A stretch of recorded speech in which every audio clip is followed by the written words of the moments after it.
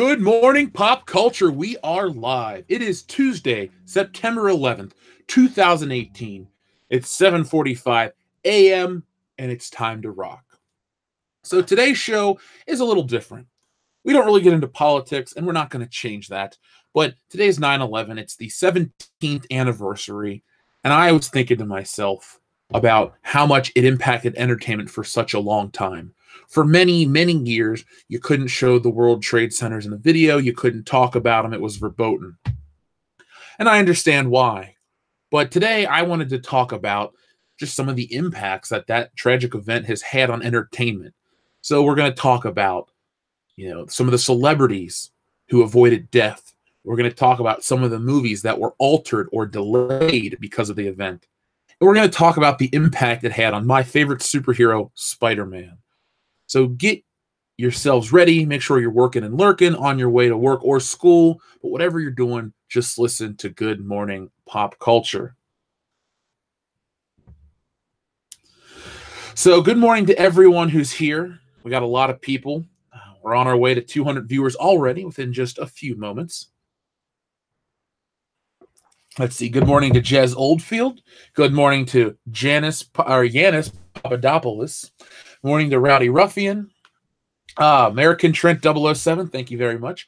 Never forget. No Trent, never forget. It was a weird day. I'll talk about that when we get to 200, but this isn't a topic I normally cover, so don't worry. It's not going to get political. We're not going to talk about the conspiracy theories or any of the implications like that or war or anything crazy. No, this is an entertainment channel first and foremost, but this event did affect entertainment, much like Pearl Harbor is reflected in entertainment and stuff from World War II. 9/11 did have a big impact on entertainment.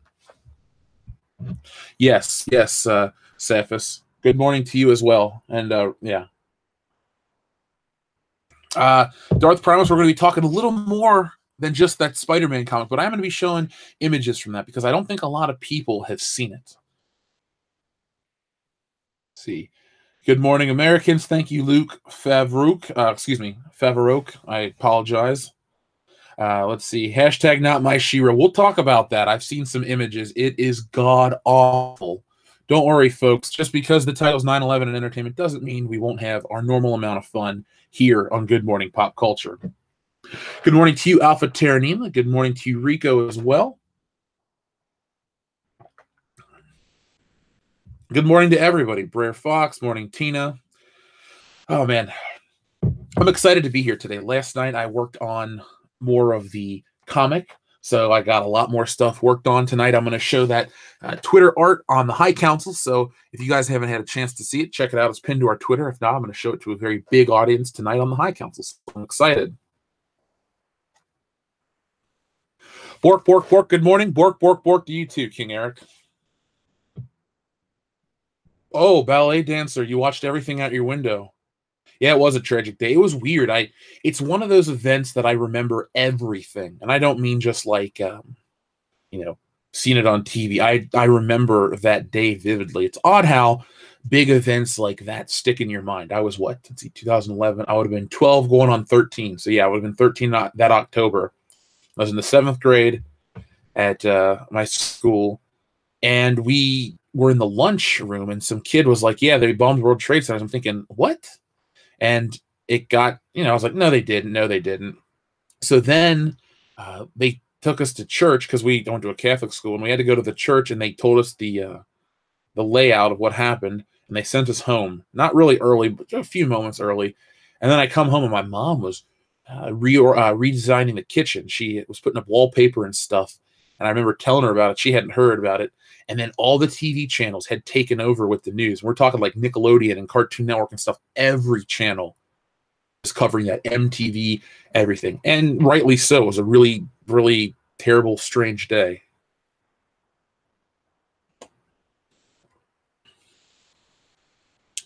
I'm sorry to hear that, Darth Plank.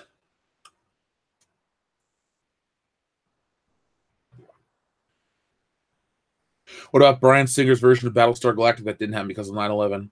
We'll talk about all of that stuff. I got a list of things that were changed, that weren't made, coming up in just a moment. We need 17 more viewers, and we will start. Damn, Jared. Well, I'm glad I avoided it. Yeah, it was a tragic event. No matter where you are, how old you were, it sucks.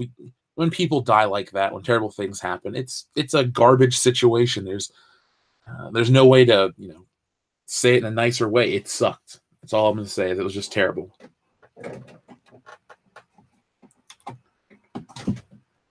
Thanks, Art Vandelay. I am a slacker. And I would say to you, Jesus, didn't you ever have hair? Yeah, the Spider-Man trailer was definitely effective. We'll be talking about that. I remember seeing that trailer as a kid. And actually, no, I take that back. I didn't see that trailer when it was new. I saw that trailer afterwards. For some reason, my first experience with the Spider-Man movie was the action figure, which came out many months before the movie. All right. 200 viewers. Joel, I did not know Mick Foley was going to be the special guest referee at Hell in a Cell. Well, just gives me a reason to watch it. All right, folks, so now it's time for the main feature. As I always say here on World Class Bullshitters, I don't like to get too political, not because I fear controversy. It's just that it's really not important to this channel. It's not what I want to cover. But today we're going to talk about 9/11 in entertainment. It's not very political. It's just a tragic event that affected all of our entertainment. So first off, let's talk about a list of celebrities that avoided death on 9/11. Now, some of these I'm not going to read because I don't think we know a lot of these celebrity chefs and stuff like that. But some of these stories are really, really crazy. I mean, Rob Lowe and others like that. So here we are. Let's look at this list of celebrities who died or who narrowly escaped death on 9/11. Good morning to you, Chris. So, real quick before I read that, people were asking where I was. I was in grade school, the 7th grade in Ohio. We were completely safe, but I'll never forget, people were worried that they were going to attack GE. It was a weird day. When you look back in the hysteria and the panic and stuff like that, it was one of those days, like I said, you'll never forget it. And it was terrible. You shouldn't forget it. It was all bad stuff. Oh, man, swinging caught. I was 5 months into a 6-year hitch in the Navy. My A school went from walk-on site to an armed encampment in under 6 hours. That had to be really intense for you. I know Joel had just left the Navy, I think, prior year, and he probably was, I don't know. I have to talk to him about it more. Yeah, Grand Theft Auto changed quite a bit due to 9/11. Yeah, Grand Theft Auto 3 is a really good game. And I'll never forget, you couldn't fly the plane. They clipped the wings. They changed the color of the cop cars and a few things. I'll pull that up too. Don't worry. Thanks for reminding me. I actually had forgot about that. Good morning, Sinful Souls. So let's start talking about the 13 people who narrowly escaped death on 9/11. Not all 13, though. So let's talk about Seth MacFarlane first. No matter what you want to say about Family Guy or his sense of humor, this is crazy. This is probably the biggest one. So, like Mark Wahlberg, Seth MacFarlane was supposed to board American Airlines Flight 11. MacFarlane had been out drinking the night before and had a history of missing flights. His travel agent also listed the flight time at being 10 minutes later than it actually was. After failing to board the plane, he went to the passenger lounge to sleep it off. He woke up an hour later to the panic sounds of other people at the airport who just watched the plane hit the tower. After the second plane hit, the airline announced which flight had been involved in the attack. MacFarlane realized that the plane he was supposed to be on was the plane that crashed into the North Tower. So that's some really deep stuff. I mean, could you imagine being on your way to do something, you miss it, you're pissed off, or you're drunk in this case, and you just kind of sleeping it off, and then you basically avoided death. And I'm not trying to cheapen this, but it's almost like something out of Final Destination, except Seth MacFarlane, death didn't come back. That's a crazy story. The first time I ever heard that story, I was like, oh my God, really?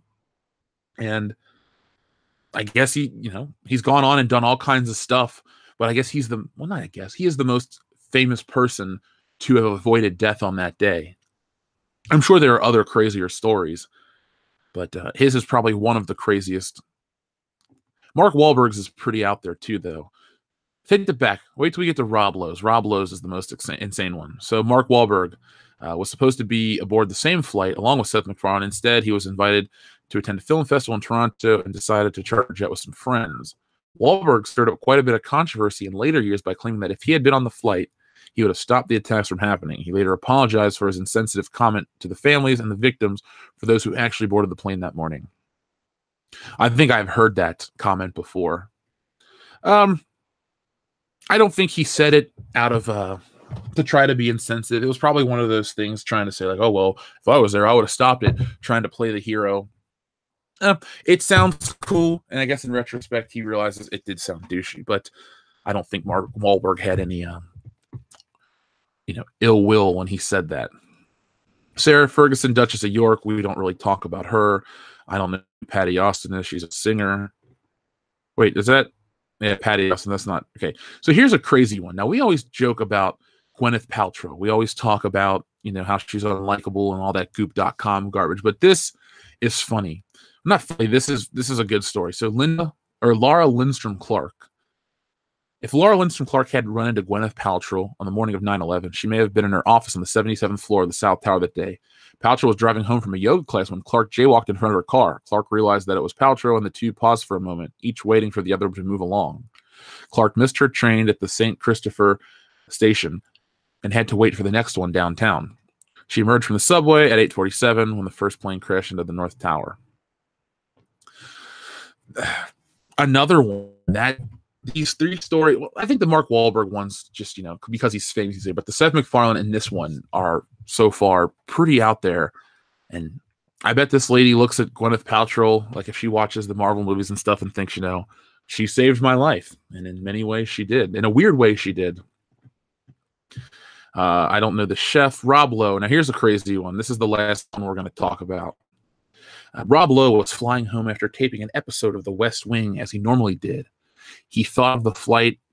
He thought nothing of the flight. It was not remarkable or unusual in any way, and he slept through most of it.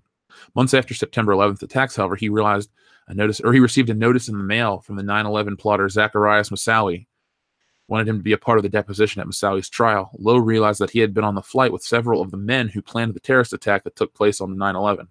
He said, "I flew with the 9/11 hijackers. I was on a dry run, the one that went to the Pentagon, and I knew the crew." So that one, man, you talk about avoiding death. That was crazy. So let's see.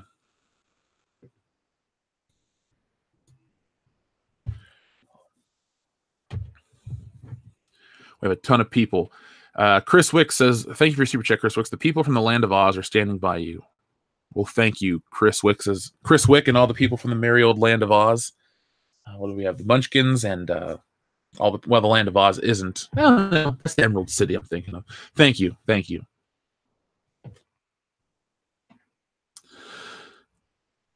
Family Guy wouldn't have been canceled. Would have been canceled if Seth made it to the plane.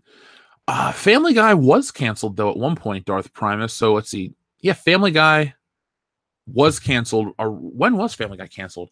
Fourth season. So it didn't make it past 9/11 that much either.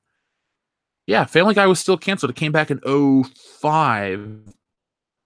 And after a couple-year hiatus. Yeah, Family Guy went off the air for a few short years. It went to Adult Swim. It came back, and now it's been bigger than ever.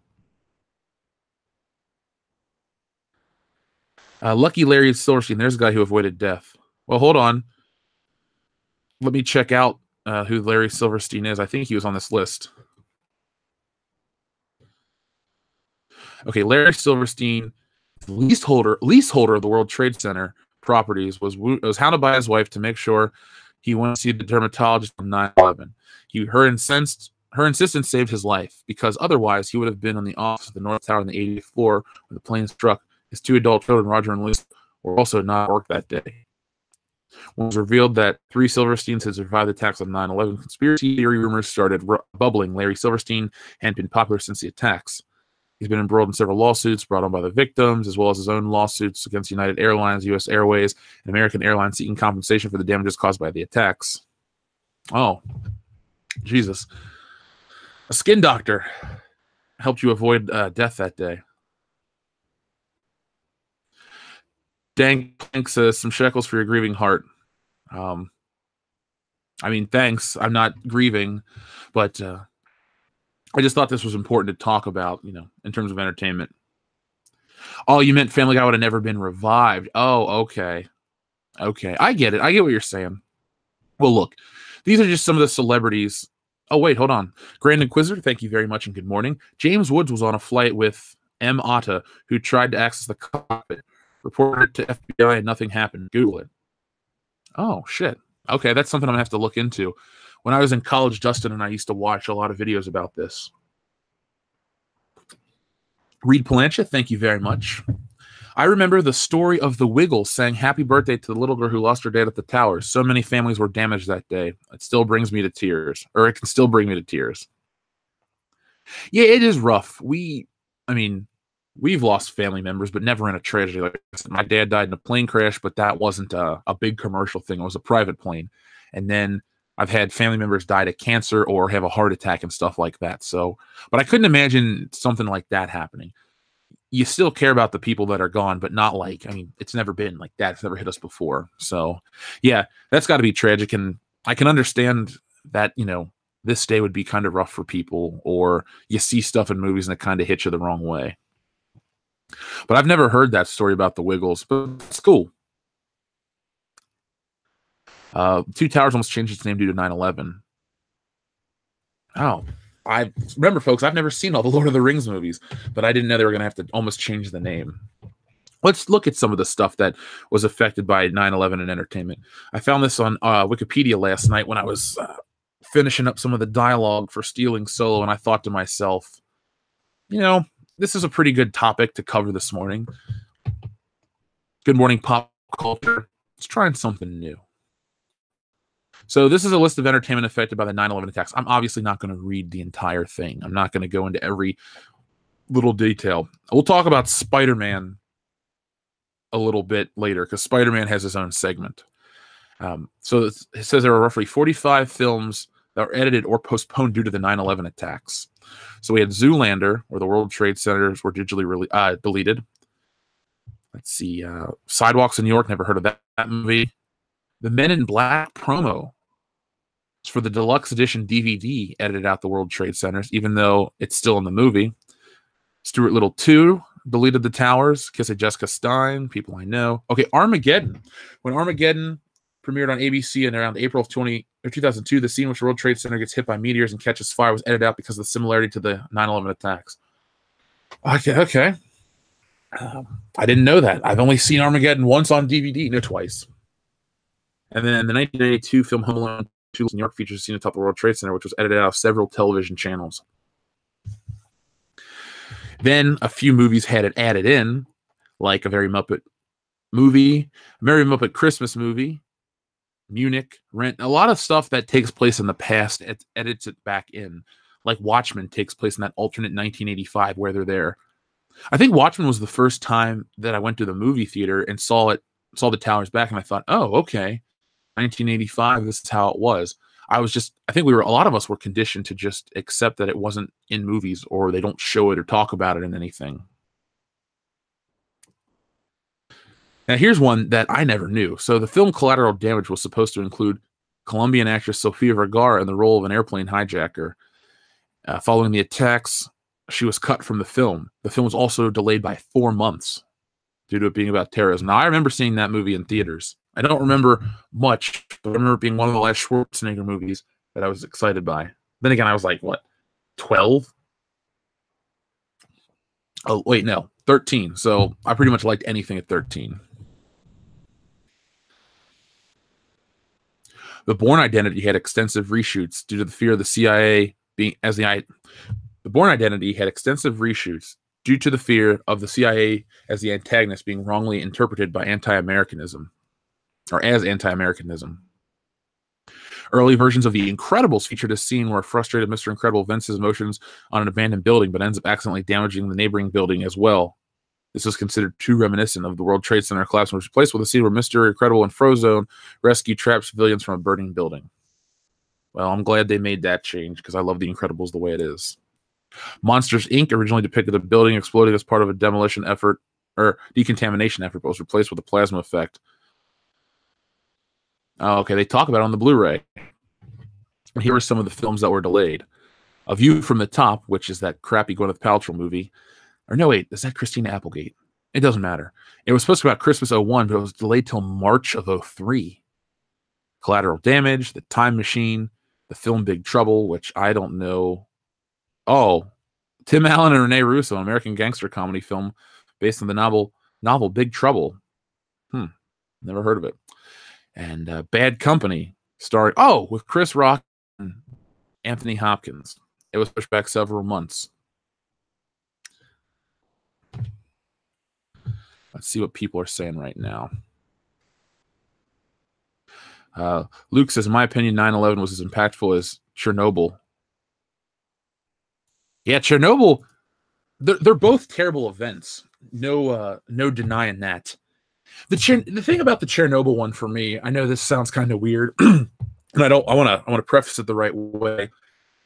I find that one more not interesting in a good way, but I want to know more and more about it because I guess because I live here and I know the story. Everybody does.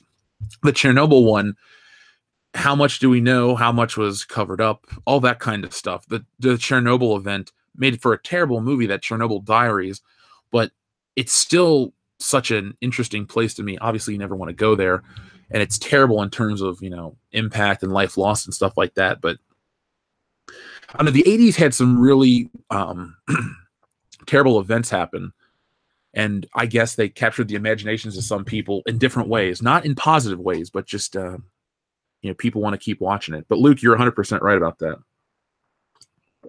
Wasn't a Batman Beyond episode delayed because of 9/11? Hold on. Did Batman Beyond exist past that date? I thought Batman Beyond was over by then. I could be wrong. So let me see more about the show. Final episode aired December 18th of 2001. So maybe it was delayed. I knew it didn't make it past 2001 because I watched that show all the time. It says the UA president Batman Beyond predicted. Okay. There's a book. There's a list of Batman Beyond episodes. I'll have to look into that one. Maybe it says there's a YouTube video that says it predicted it, but who knows? There's tons and tons of movies and stuff where people say, oh, it predicted that. I don't see it. I don't see any of that at all. Yeah, The Lone Gunman, Terry. I remember that one vividly. I used to actually watch that show. I don't know why. It was one of those shows that I would catch as a kid. I didn't watch the X-Files, but for some reason, that blonde guy with the glasses reminded me of Garth from Wayne's World, so I guess I watched it because of that.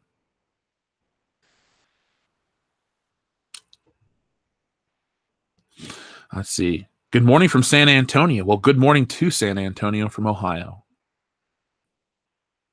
Big Trouble was by Dave Barry, hilarious ensemble cast. Swinging Cod is Dave Barry, the humorist who would write, funny things. Because I did one of his speeches as a kid in, what was it, speech contest. I won. That was pretty fun too. Benobi, I have not seen the Back to the Future coincidence video. I do love Back to the Future, but I've never seen that one. I do know for a fact, they may not mention in this article, but Batman, okay, so there's a Batman comic called The Dark Knight Returns in 1986, which is a fantastic story, maybe the best Batman story. And there's a sequel called Dark Knight Strikes Back, where Batman crashes the flying Batmobile into a building, and I think that was either changed or removed. Maybe it was just they delayed it. I don't know, but I know that for a fact was a part of the story.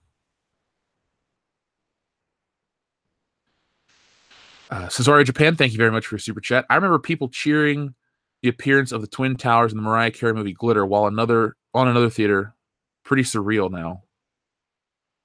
Oh, okay. So I remember people cheering the appearance of the Twin Towers in the Mariah Carey movie Glitter on another theater. Pretty surreal now. I'll talk about people cheering in a moment because the Spider-Man thing, it was weird. Not weird. It was memorable. Put it like that. But the movie Glitter was look at all. You know what? This is Good Morning Pop Culture. I'll say that movie's terrible, but I get that people would be excited to see that. If it meant something to them, awesome. More power to them. But Glitter, Mariah Carey's career took a break for a little bit because of Glitter. I'll never forget that. Morning from Daytona Beach. Do you know? Does Hulk Hogan live down there? I know he's from Venice Beach, California, but I think he lives down there in Florida. And good evening in the Philippines. Well, good evening to the Philippines, my friends. I remember the run at the gas pumps. You know, Brad, I remember that too. I told my mom, go get gas, because I watched the news as a kid. I bought into the hype. I was, 12 going on 13. And I thought, oh man, all this stuff's going to happen. And I didn't know what channel to watch.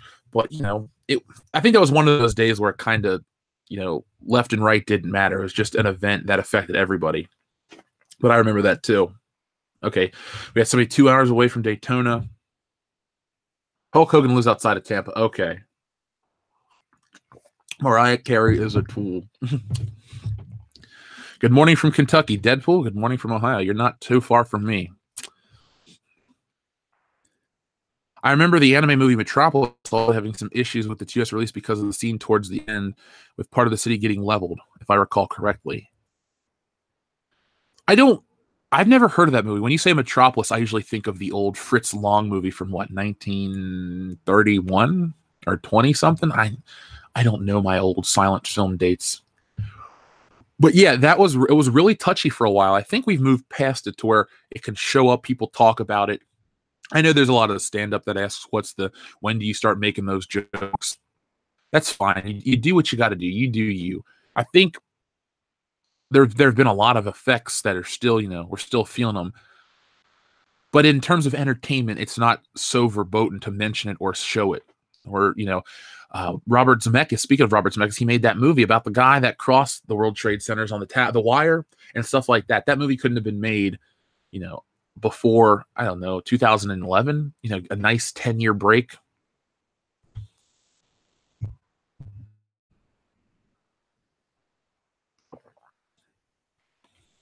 Let's see. Superfan Adam Shawhan loaded up 3 cars with gas that day.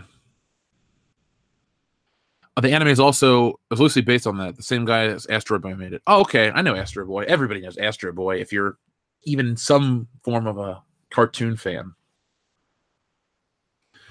So let's start talking about the impact that I remember the most, the Spider-Man film. Now, I'm not saying it's the most important thing to come from 9/11, but it was. See, I always thought of Spider-Man as like the first post 9/11 film because we just read about how stuff was pushed back, how stuff was changed or altered. And then Spider-Man came out and it kind of put like this. There was this weird funk. Like, I don't remember doing too much prior to that in terms of like going out and people doing stuff in big groups. You had that, not weird. You had that big push for pro-America. You had the yellow ribbon and people had the bumper stickers and all that stuff. And it was a time of unification. For as much as people like to talk about, oh, we're on the verge of a civil war nowadays due to ideology and stuff, back then this kind of brought everyone together, and people were just like, we have less problems than we think. Kind of like in Iron Fist season 2, where something happens, the warring factions have a new enemy, so they become friends, type of thing. So maybe that's just in human nature. But I don't remember doing much in terms of like big group entertainment stuff. My uncle took me to see The Scorpion King the week before, and that was fine. But I do remember going to see Spider-Man, and they had that scene on the bridge where, you mess with New York, you mess with one of us, all of us, stuff like that, and the American flag. And I remember people cheering and going nuts for that. It was cool because it was like, oh, okay, so it's over. Not over, but it's time to like move on to the next thing or to go back to life or some sense of normalcy. And that's what that movie was. And it was cool. I mean, I liked Spider-Man already, and it wasn't because it was this like super America movie that made me, believe in, heroes again and stuff like that. But it came out at the right time and could be interpreted as such. There was a DVD box set that came out with him on the American flag, and that was cool. And then you had that song, and I hate Nickelback with a passion, but they used to play that song on the radio. 4th of July the following year, they would put like 9/11, so-and-so is a hero, or this, that, the other. And it kind of, for a while, that movie was tied in with that. It was weird. Had there been a Captain America movie or something terrible like that happened today, eventually they would have used Captain America as a type of, I don't want to say cipher, but a type of, what's the right word I want to use? They would use Captain America to represent that stuff. But back then it was all about Spider-Man. And they even did a 9/11 Spider-Man comic book, which I'm going to talk about in just a moment. Reed Palanta, thank you very much for your super chat. There were a number of movies after 9/11 about various stories about what happened. Not straight away, of course, but I think there was an effort to look at the wound and try to come to terms with it. Yeah, there was that Nicolas Cage movie. What was it, Flight 93 or United 93? There were a couple, and I definitely remember those coming out around 05, 06. I just meant like people would see the towers in a movie, and it was just kind of like, oh, okay, they're gone. It happened. There's no longer a need to try to, ease people into the sight of it. It's not this horrific thing. It's this movie takes place in the past. Those were there in 1985. We need to accept it, type of thing. Yeah, Simple Green, you make an excellent point right there.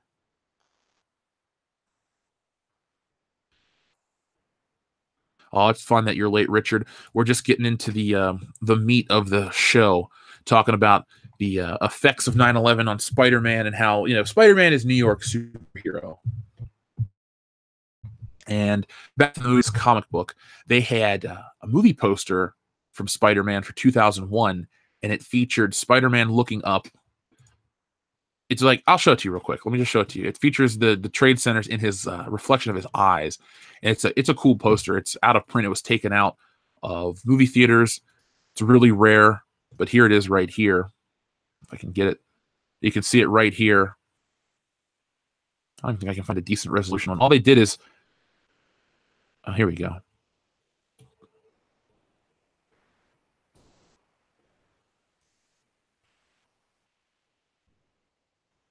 Wow, we got a white screen. Awesome. No, but Spider-Man had an interesting poster. Oh, crap.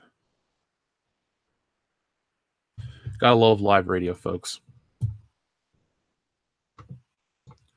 There we go. Let me pull that out so you guys can see it.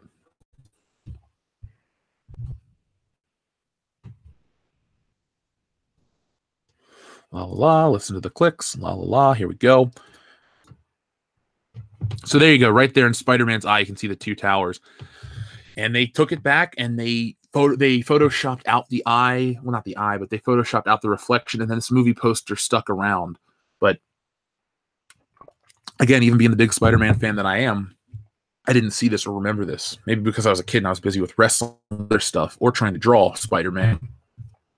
But this was a part of the movie that was affected. Now, the trailer, I don't know if you guys have ever seen the original trailer for the movie. It's on YouTube. You should check it out.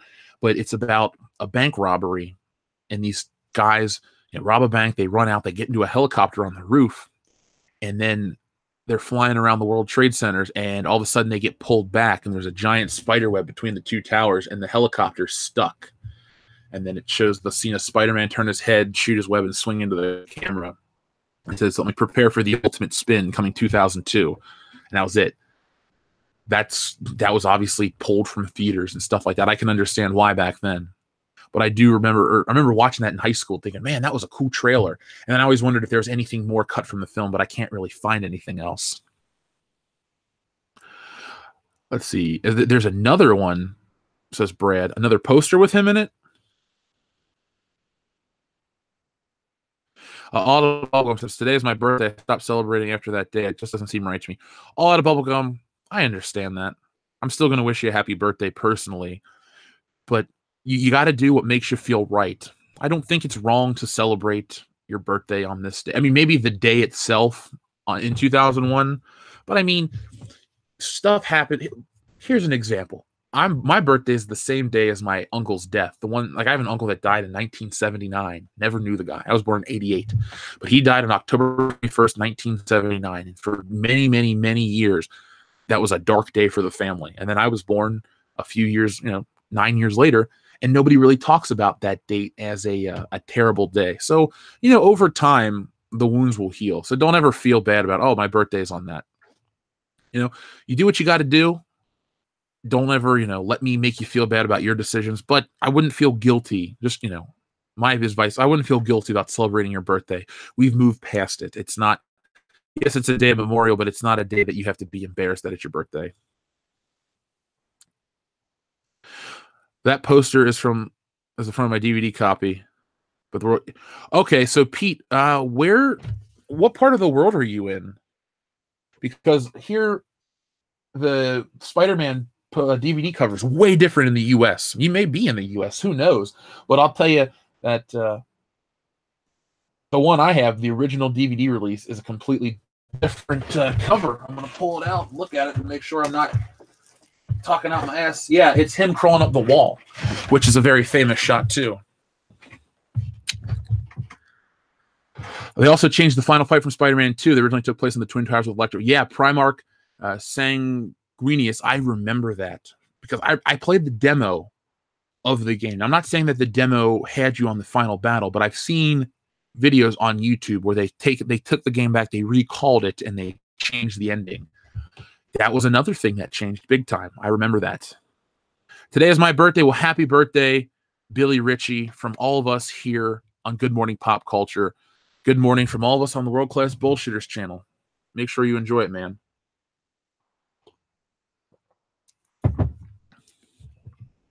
Yeah, lots of love in the chat. I'm glad everyone is cool here. Yeah, no matter what people try to say on social media or talk shit, they need to listen to the show and realize we're just a good community of people, and we have fun. Yeah, Metal Gear Solid 2 Sons of Liberty was affected by this event as well. The game was supposed to show Arsenal gear crashing.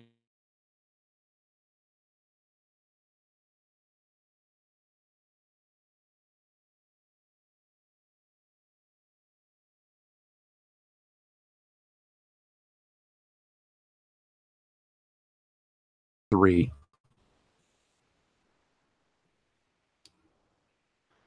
Yeah, I do love the first Spider-Man movie, but I wanted to show you guys something that some of you obviously know about, and some of you may not have ever read or even seen. So there was an issue of Spider-Man dedicated to 9/11. It was Spider-Man number 36. It came out in 2002, I believe. And I'll show you guys a couple pictures of it. It's pretty cool.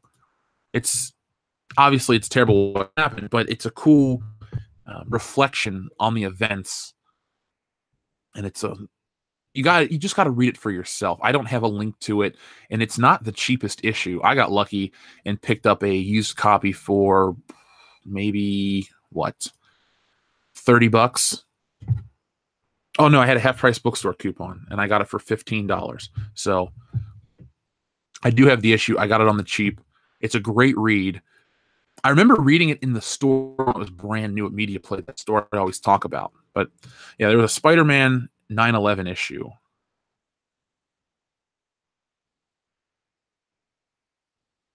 And here you go right there. I'll show you more of it. Yeah, tonight I drink tons of beer. You better drink tons of beer. That's how I celebrate my birthday. By the way, my birthday is on the day the Stealing Solo campaign ends, and all the guys are going to be here in town. So we're going to be doing live streams for the following, the last week to try to get you guys enticed. Yeah, Adam, it did affect us. It still doesn't in terms of flying. I hate flying, mainly because I'm uncomfortable on a plane, but also because it's just so oddly, I don't know, you feel like you're being watched for everything you do.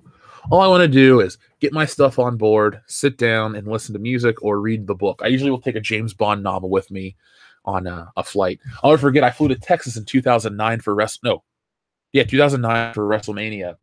And I go, and I was flying down on Sunday. I was going to come back Monday morning. So I just had one outfit on, and I had a little string bag with my ticket, my shuttle information, and a book. And they gave me some really odd looks. I'm like, I'm just going down for a day, and whatever. Yeah. I could use 2 seats. Actually, there's this lady. I've never had the same flight attendant twice except this one time. This woman from Detroit. I must work out of Detroit, but on 2 flights back to Detroit, she takes whoever I'm sitting with and moves them so I can be comfortable and gives me my own row. It's awesome. Ah, the Pui. Morning, Jeff. Morning, the Pui. Thank you for being here, my friend. Jonathan Hurst says, man, I miss Media Play. I used to live in the store on Turfway in Florence, Kentucky. Good memories. You live really close to me then, because I was just there 2 days ago where the store used to be at the Joanne Fabrics with my mom.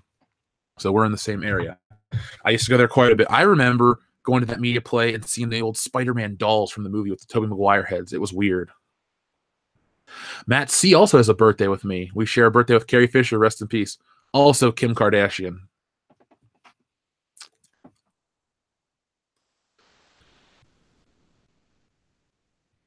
On a nice burger with beer, what kind of burger should I get, Jeff? Well, Billy, since it's your birthday, I'm gonna say get the biggest burger you can and eat it and enjoy it. So I don't know. Don't go to a fast food place. Go to a nice bar and grill. Bacon. I like sauteed onions. A lot of people don't. Good cheese. Yeah, get an expensive cheese on your burger.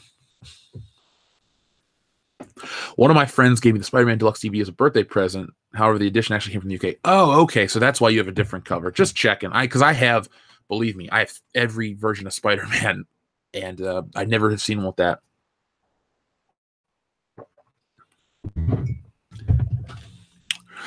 See, a lot of people are talking about Garbage released their third album on 9/11. It did tank the album. Yeah, that was just a day. Like, I know I've said this before, but the Yellow Ranger died, Thuy Trang, right around maybe a week before. And this was in the era where social media and the news didn't pick up on everything right away. And I didn't realize it for years that she had died. Chili con carne, like Scott Tenorman's parents.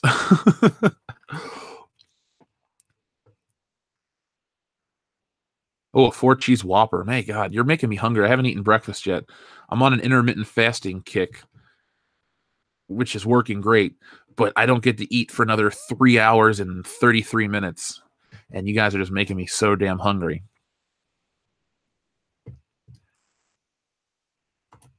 I will show one more image of this Spider-Man comic, and then we're going to move on to happier things this morning, because it's Good Morning Pop Culture. It's meant to be fun. You're on your way to work. I don't want you to sit around work and go, man, I'm depressed. I was thinking about a terrible event that happened. I just wanted to do a little crossover this morning to talk about something that affected a lot of the listeners out there and affects entertainment. And maybe you're wondering why entertainment was what it was for a couple years. And the 9/11 events definitely affected everything from comic books to video games to movies to music, TV shows, the way things are reported, the way we live. It was an impactful event that 17 years later still affects people. So that's really all I have to say about it. Trent, it's not a 6-hour fast. It's when did I last eat? At 7 o'clock last night. So it's from 7 last night till noon today.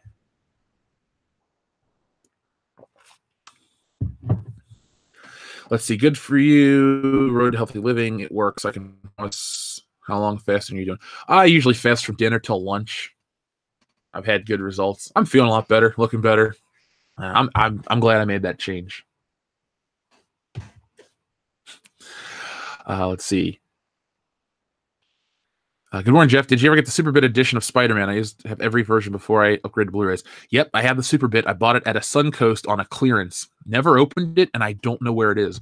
But I even got the collector's edition of Spider-Man, and all it was is a different slipcase and an extra DVD that had like 5 bonus features. But I said, Mom, I gotta have it. I gotta have it for Spider-Man.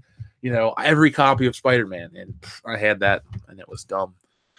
I also had box set for Spider-Man 1. My mom gave me her credit card, and I got on a bus because she was at work. It was November 1st of 2002. I'll never forget. It was the day after Halloween. I was off school because I went to Catholic school. And I got on this bus. My mom called Suncoast and was like, my son's going to come out with my debit card. I'm giving you the number. I want to let you know that I'm authorized. Told me the movie. I also went to Chick-fil-A. And I sat there and read it came with a reprint of Amazing Fantasy number 15. And then I jumped on the bus and rode home and then showed my mom the box set because she worked downtown in Cincinnati. And then I didn't wait for her to give me a ride. I got on another bus so I could go home and watch Spider-Man before she got home from work. It was, I really, really, really cared about this movie. Honestly, that's the reason why I got into art the way I did. I loved the cartoons as a kid. I had the toys, but that movie coming out, something made me want to draw. So I went out and picked up How to Draw Comics the Marvel Way.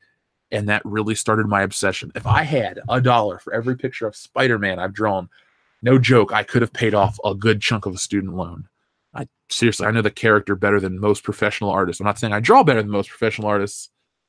Some cases I do. My point is, I know the character. That movie really set me on a path that I'm on right now. So thanks, Sam Raimi. Thanks. Alpha Martellus, can I ask where you were during the incident? Guys, you can ask me questions. You don't have to be, you don't have to tiptoe around questions. I'll answer them. So I was in 7th grade. Lunch was when I remember. Well, no, I would have been in whatever the first class. I don't remember what class was what. I just remember I was in the 7th grade at my school, and they told us. I found out at lunch, and then they told us at the end of the day. I missed the 90s. Yeah, the 90s was awesome. The 90s were awesome. Do I have the huge DVD box of the original Spider-Man? Yes, Pete, I do. I do. Hold on, let's pull it up. Do you mean where we go? Spider-Man DVD. Wow. DVD set. I have both. I have the Spider-Man DVDs, the big deluxe set for number 2 and number 1. But I have this one right here. I don't know if any of you have seen it. I actually have most of the Spider-Man DVD box sets. You know, I really don't talk about I talk about the movies. I don't talk about some of the modern comics or the modern representation of the character. Because I was on a Comicsgate stream yesterday, and they were talking about this bad writing from an X-Men book. It said, "Can I has cheeseburger?"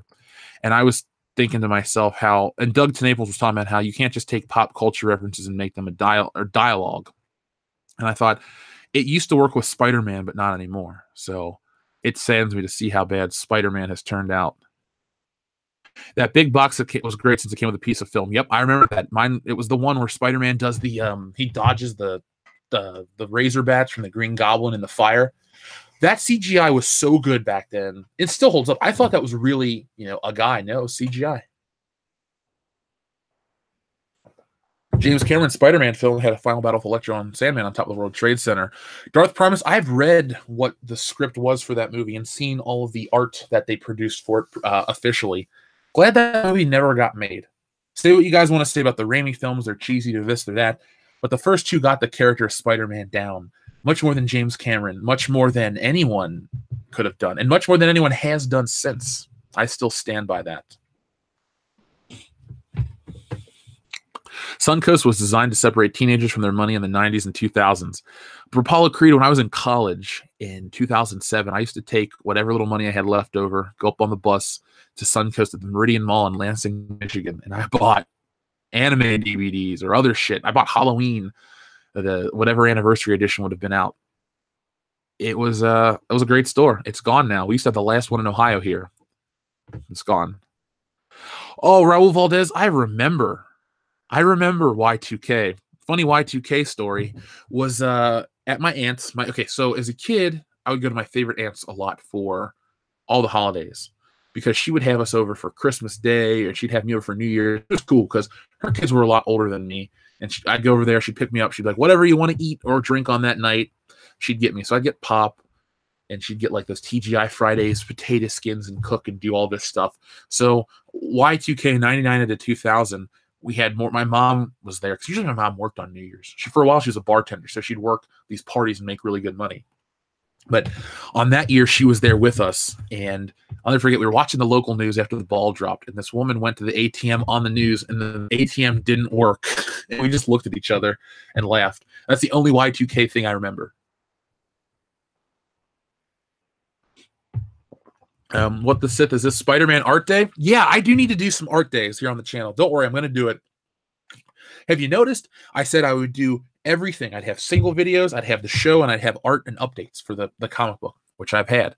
By the way, folks, after this morning's Good Morning Pop Culture, make sure you go check out the Star Wars video, the Nostalgia Tax. I got about 5 more, and I got 5 more videos in the pipeline. Also, I have been contacted by someone who's an insider with Disney about some stuff that I would be talking about relatively soon. So you may want to keep an eye out here on the channel. I can't talk about it now. I can't give out names, but I can definitely tell you that I got some insider information about a specific person inside of Lucasfilm that you all want to talk about. Let's see who else. Yeah, I am younger than you. I'm 29, Brad. Let's see. Who are we talking about? He had me at Chick-fil-A. Every artist has a go-to character. Yep, definitely have my go-to character. It's Spider-Man. It's been Batman for a while, but man, Spider-Man. Jeff, have you watched the YouTube channel like stories of old and analysis of unexplored depths of Spider-Man 3? It's good in my opinion. Well, Alphamar, I'm going to take your advice for that. Let's see. Let me copy that right now into my Word document that I keep open because I like The Sam Raimi Spider-Man series, it could have been great, but it kind of fell apart. All right, I'm going to watch that later. I tried watching the producer's cut of Spider-Man 3, and it just didn't, do it for me. Thundercats anime, were you a fan? You mean the one that came out in 2011? I only saw one episode with Joel, and it was okay. I don't really have an opinion outside of I watched it once. I would have watched it again had I had nothing left to do. Do I think WWE is going SJW by having Renee Young as a commentator on Raw? I don't think that is what's going to make them go. I think Stephanie McMahon has been pushing for this shit. Here's the thing, folks. We all talk about SJWs in entertainment. Go woke, go broke. WWE's going to go broke soon, not because they're going woke, but because they're doing stupid shit. But going woke is part of the problem.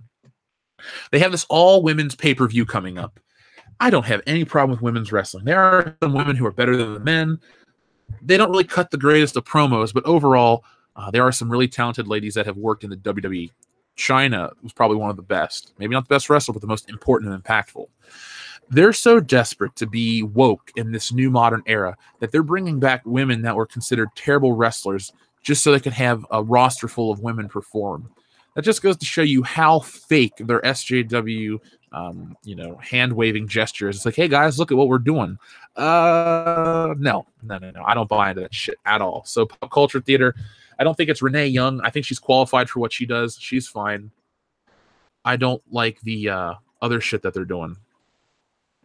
Man, my Keurig is super loud this morning. I remember getting my first anime sale at Suncoast when Battle Arena Toshinden. I had that game for the original PlayStation, and that was a fun game. Didn't Cameron also make a 94 Godzilla script? I remember everyone wanting that over the final result, but it sounds like Gamera 95 crossed with Reptilian. I don't know, honestly. I do not know. I'm not a James Cameron fan. I love Terminator and stuff like that, but I wouldn't call myself a big fan of him. Let's see who else popped up. Superfan Adam Shawhan says, shameless plug, I posted my WCBS story on Patreon. All right, folks, we'll check out Superfan Adam Shawhan's story over on Patreon. If you're a patron, you got your extra podcast yesterday. I uploaded it. I forgot to do it on Sunday, but I got it for you yesterday, and all kinds of great stuff. So there's all kinds of perks over there on Patreon. So thank you, Superfan Adam Shawhan, for your shameless plug. And make sure you guys smash the muff button this morning. We're doing almost 400 viewers, which is great. It's really early in the morning. We are a morning show for people on their way to work, on their way to school. If you're working and lurking, let me know. I'd love to hear about it. Been looking at our Good Morning Pop Culture mugs, been playing around with the design. If you follow us over on Podbean and iTunes, we have a Good Morning Pop Culture logo now. So that's what I've been working on. Let's see. Spider-Man 3 is not that great, but I don't understand why any of the hate. They are fantastic, and I prefer them over most of the Marvel movies, in my opinion. 1 and 2 don't deserve to have any hate. Spider-Man 1 and 2 are fantastic. I like Spider-Man 2 over all the MCU flicks. People go, oh, that's blasphemy. It's this, it's that. No, you know what? There was life for Marvel before the MCU. Now, I love the MCU. You guys have heard me talk about it ad nauseum. I'm not going to all of a sudden change tune. But Spider-Man 1 and 2, in terms of quality filmmaking, well, they're right up there. Hell, Spider-Man 1, I would say, is better than a good chunk of the MCU flicks. Most of them. The only MCU flicks I think I like more than the first Spider-Man are Iron Man, Avengers Infinity War, and Winter Soldier. Other than that, I like Spider-Man 1 over all the other Marvel flicks. And you know, if you have a differing opinion, awesome, more power to you. That's not my goal is not to shit on you for having different opinions. But I do stand by the fact that those first 2 movies are incredibly strong. Now, 3 isn't great. It did shit the bed, but 1 and 2 had so much of an impact, and they're so responsible for what we have today. Sam Raimi is a severely underrated director. You know, JT is Reborn. In, Stealing Solo's kicking ass. That's who I'd love to direct the movie. Sam Raimi. Why? Well, Sam Raimi makes fantastic films. I really think his style would work for the part of the story where Harrison Ford's trapped in the basement. Plus, Sam Raimi can shoot action. There's a big action scene at Harrison Ford's hangar in the end of the first act. Sam Raimi would be perfect. Maybe have a cameo by Bruce Campbell. Awesome. I love both of those guys. And plus, I went to college at Michigan State where my freshman orientation, who do they talk about? Sam Raimi and Spider-Man. Thank you, superfan Adam Shawhan. I appreciate that compliment. Yeah, I prefer the WWF era personally as well. Spoilers, Jeff. No, dude, that's not a spoiler. That's called a teaser, Richard. Don't worry. A spoiler would be if I started telling you about the... And then that's what happens.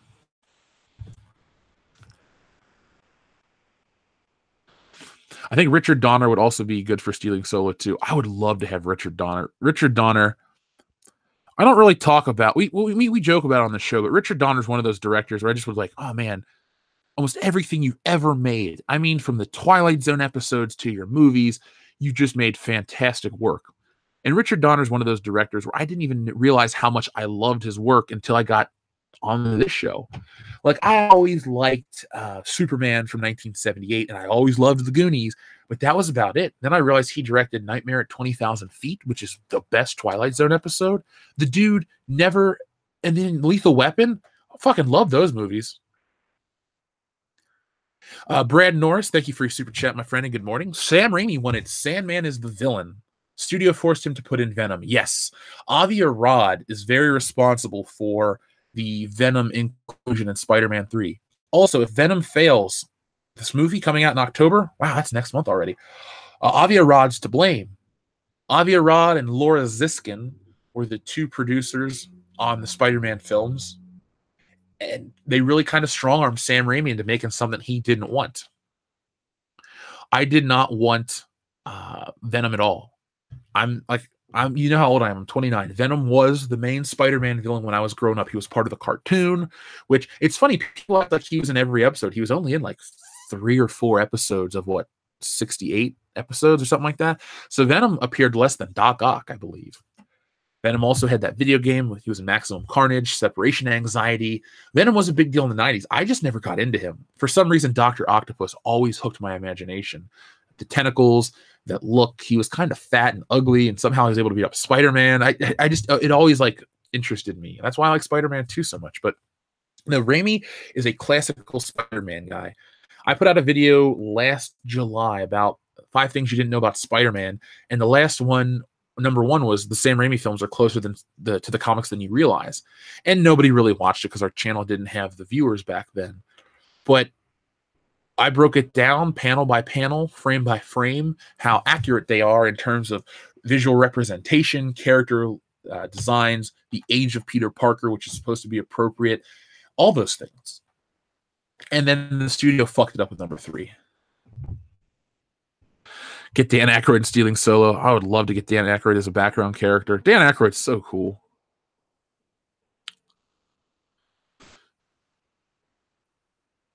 So Sam Raimi's Spider-Man is being shit on the prequels and Star Wars.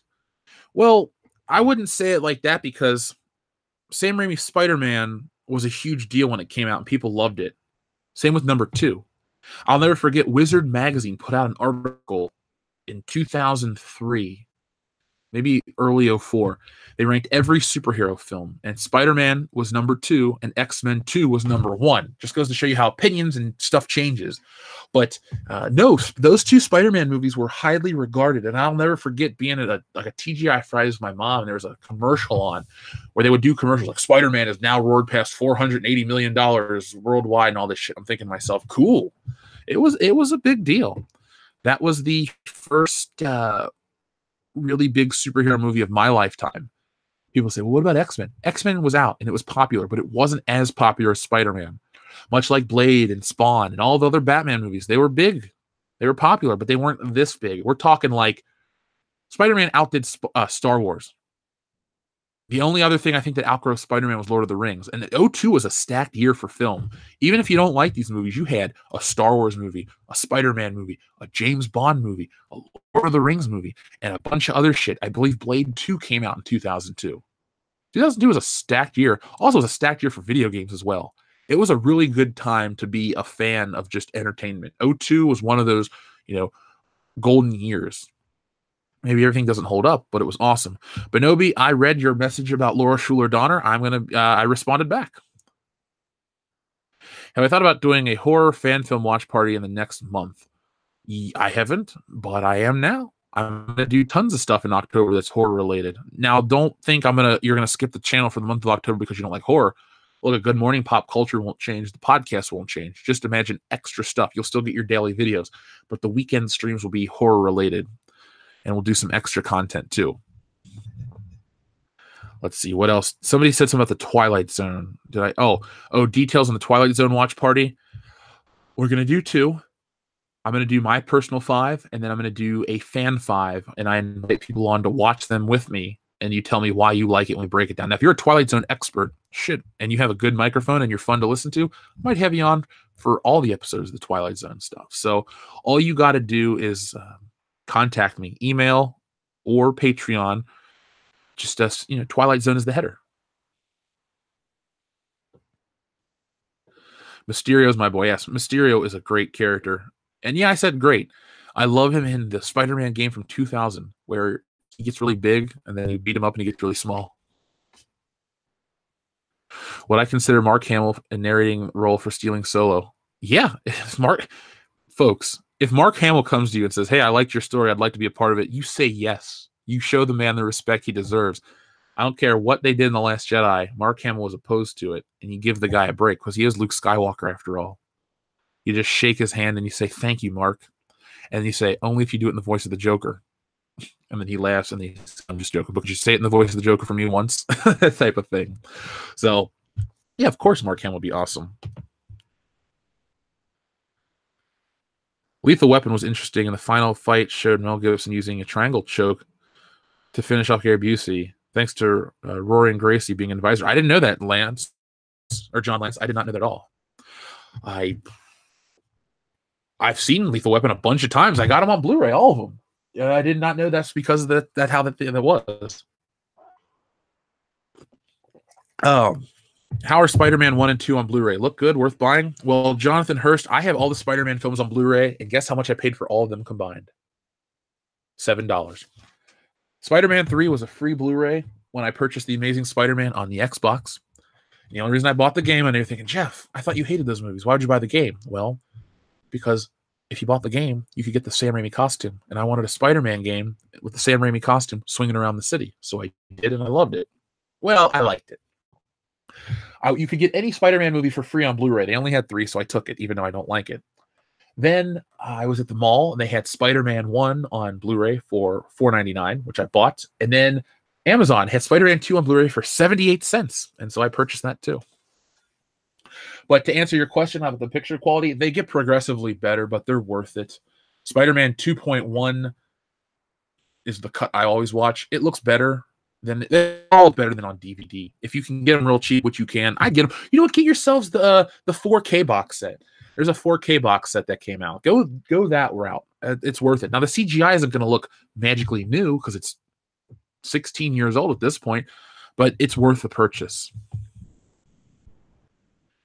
I saw Spider-Man in 2002 in Indianapolis when I was at Star Wars Celebration 2 with my family.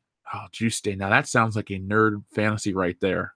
Star Wars Celebration in Indianapolis and Spider-Man. And that was the week before?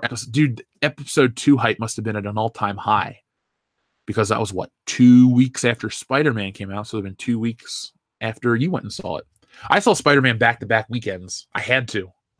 I heard on the radio that there was some kind of alternate ending or some bullshit they lied to you about on the radio, and I bought into it. I was like, Mom, I gotta go back. There's something I missed after the credits. So I watched the whole movie, stayed for the credits. Nothing. Doesn't matter. I saw Spider-Man twice and I loved it. Didn't Batman 89 be highly regarded until the mainstream decided to shit on it to hype up Nolan films? Yes, that's exactly what happens with all new iterations of heroes. So in 2012, when not Tobey Maguire, Andrew Garfield started playing Spider-Man, everybody hated the Raimi films. They're shit. They're garbage. All of them suck. Spider-Man 2 sucks. Doc Ock's terrible. Blah, blah, blah, blah, blah. Everyone shit on the movies. Same thing with Pierce Brosnan.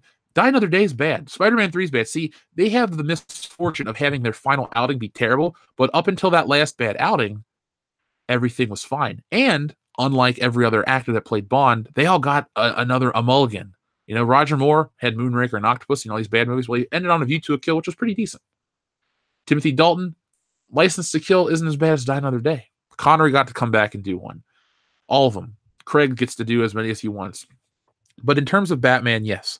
Batman 89 was shit on constantly. People said how bad Michael Keaton was, how bad this, how bad that. But as soon as Ben Affleck started playing Batman, people started shitting on the Nolan films, and Batman 89 is now regarded positively. So that's just how it works, Pete. It's just the cycle. So as soon as Daniel Craig is superseded by someone else to play James Bond, everyone's going to start saying, man, Pierce Brosnan was really great after all. And then GoldenEye is going to have this new resurgence and all this other shit. Mark my words, it's how it always works.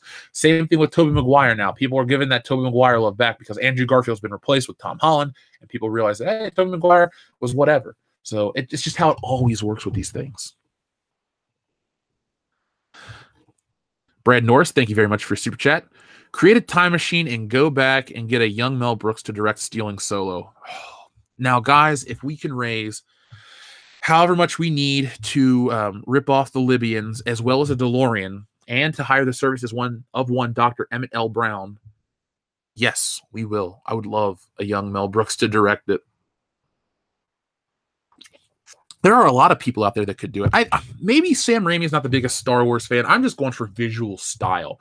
Now, if we wanted someone to come in and, you know, I don't even know if I need to say the words punch up the comedy, because it's pretty funny the way it is.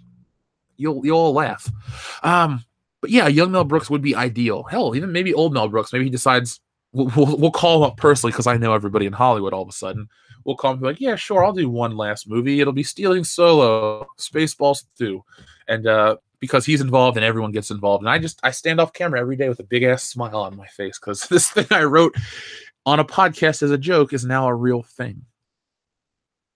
Richard, I love Spider-Man 2. I had it for Xbox, and it spoiled the ending of the movie because I beat it in one afternoon, or not one afternoon, but I played it for like, let's see, I got it on Tuesday. The movie came out Wednesday night. I think I played it from Tuesday at 10 a.m. till like Wednesday at like 7 o'clock or something, constantly nonstop. Yeah, the Garfield films did suck. Doomcock is legend his own way. I want to get Doomcock on here again. I actually want to get, she used to be called Random Game User 42. Now she's like Random Mecha something. You know, she does the Star Trek video. She's got a really good following online. I want to get her and Doomcock on a stream together to teach me more about Star Trek, so we can all become better fans together. Brandon Moist is here, folks. Brandon Moist is here. 8:46 and 9:03 is when the plane hits the World Trade Center, or planes hit the World Trade Center. Yeah, we just passed the time for that one, so it's sad, man.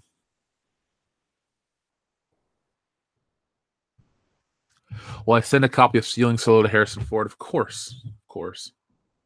He's on my Christmas card list. Hell, I'd settle for old David Fincher to direct Stealing Solo. He would do it justice. Yeah. I definitely would love that. Michael Keaton is the best Batman. Michael Keaton had the best Batman voice. No modulation or marble gargling required. Yeah, I do love the part where he's like, I'm not going to kill you. I want you to tell your friends about me. What are you? I'm Batman. And then just drops the guy, does that swoop, or no, drops the guy, jumps off the fucking roof. The guy's like, oh, and he starts freaking out. I love Batman, dude. I was going to introduce a new segment on the podcast this week, and I'll tell you about it now and then introduce it on the show still. It's going to be called the Soundtrack of the Week. And what I've been doing is I've been listening to a movie soundtrack, like a score, each week, because I'm trying to watch a movie I've never seen and listen to a soundtrack or a movie score that I've never listened to. And this week's was Batman, because yes, I've listened to the Batman score in the movie, but I've never listened to it entirely outside of the movie. And man, it is one of the all-time greats. And we're going to talk about that. And you guys can tell me about you can tell me about what some of your favorite movie scores are now, or your favorite superhero scores. Danny Elfman did a great job with Batman. He did a great job with Spider-Man to bring it all around. That Spider-Man theme, I would say you have the Superman theme from John Williams is the best, then the Danny Elfman Batman. Then I'd go Spider-Man from Danny Elfman, then the Dark Knight theme. That's pretty good. And the Avengers has a memorable theme, but other than that, I can't think of too many other superheroes in the modern era that have a theme song or a score that, like when I was a kid, I used to hold my Batman figure, go dun dun dun dun, dun and play with him and stuff. Or Superman, you could go dun dun dun, make him fly around and shit. You just had music to go with the character. That's one of the last missing elements. We live in a world where we get actors that are in perfect shape, great costumes, great effects, great action, everything works, but the music is just kind of not there. Ask Mike French for his DeLorean. Yeah, he's a good guy. I'm sure he'd help me out.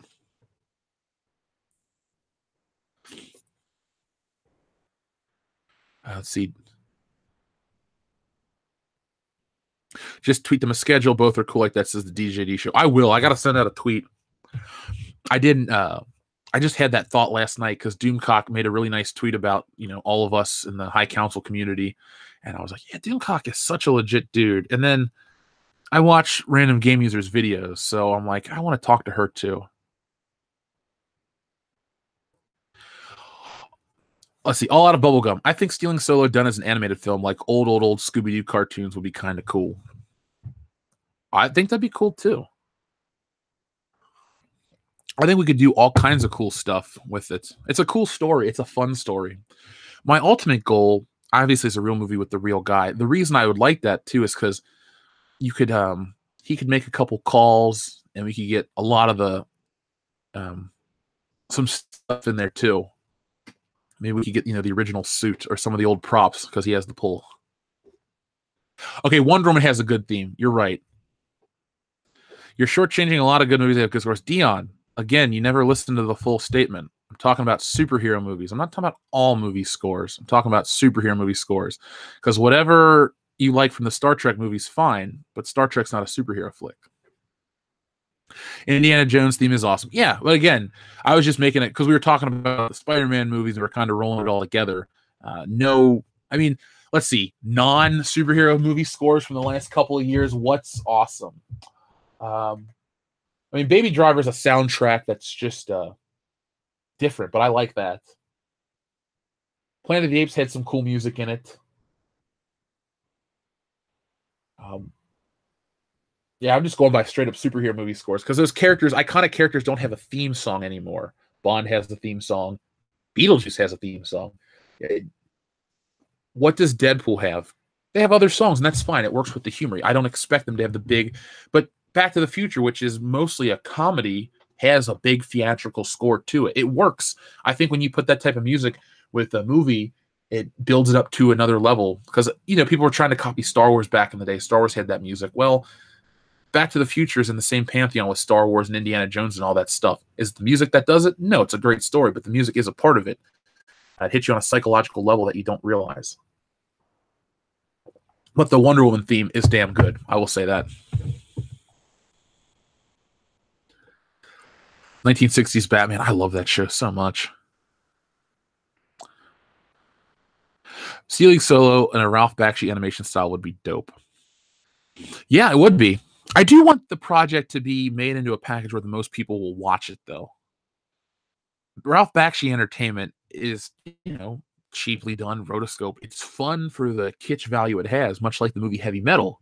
But with today's audience, like I tell a lot of people that want to do YouTube and stuff, you gotta, because somebody found out who I was again from my voice, and they're like, "You have any advice?" I'm like, "Well, if you're gonna do videos, make sure you have really good equipment and lighting," which I don't. That's why I don't do a lot of video with me, because we live in a world where really good technology is cheap. You can get a nice smartphone and produce 4K content with the right filters and gimbals and stuff like that. So I don't think modern audiences are receptive to lower budget stuff anymore, be it low budget horror movies, this, that, and the other, because the stuff that's made as a love letter to lower budget stuff, it gets some critical praise and then it kind of disappears. Like The Cabin in the Woods is a love letter to some of that old horror shit, but it's also made with modern technology and it looks fantastic. So I don't think that would be, it would be fun to have like a private version of that, but at the same time, I think it would keep the story from being accessible to a lot of people out there. Michael Rodriguez, thank you very much for your super chat. The movie X-Men theme starting from X2 is great. It's very good. It's very good. I can think of it. Yeah, it's good. It is good. I'm not debating that it's good. I mean, there are video game themes that are great too, like Halo and stuff like that. I'm not taking that away. I'm just saying it's not as memorable as the other three. Mainly because, well, here's a weird thing to think about. X-Men is a team. You don't really identify. Now, the X-Men cartoon theme was way better than the movie theme, and I'd say way better than all the shit I listed next to the Superman theme. That Superman theme just works on so many levels. I was listening to the other day, and I was like, damn, this is a great score. The extended one where it starts off on Krypton and then goes to the theme itself. Sit down and listen to that and just think of Superman, and you're like, man, they got the music just right. That's why they keep bringing it back. That's why it was in Superman Returns. That's why it was in Justice League, because you did it perfectly the right way. You don't mess with perfection. Let's see. Godzilla 2014 had a damn good score. Love the Hawaii theme and the victory one at the end. I need to rewatch Godzilla 2014. I own a copy of it on Blu-ray. I like the movie. Maybe that'll be my next week's score that I listen to. I have Google Play Music now. Zoinks, Jeff, that's not Harrison Ford. It's Old Man Peabody.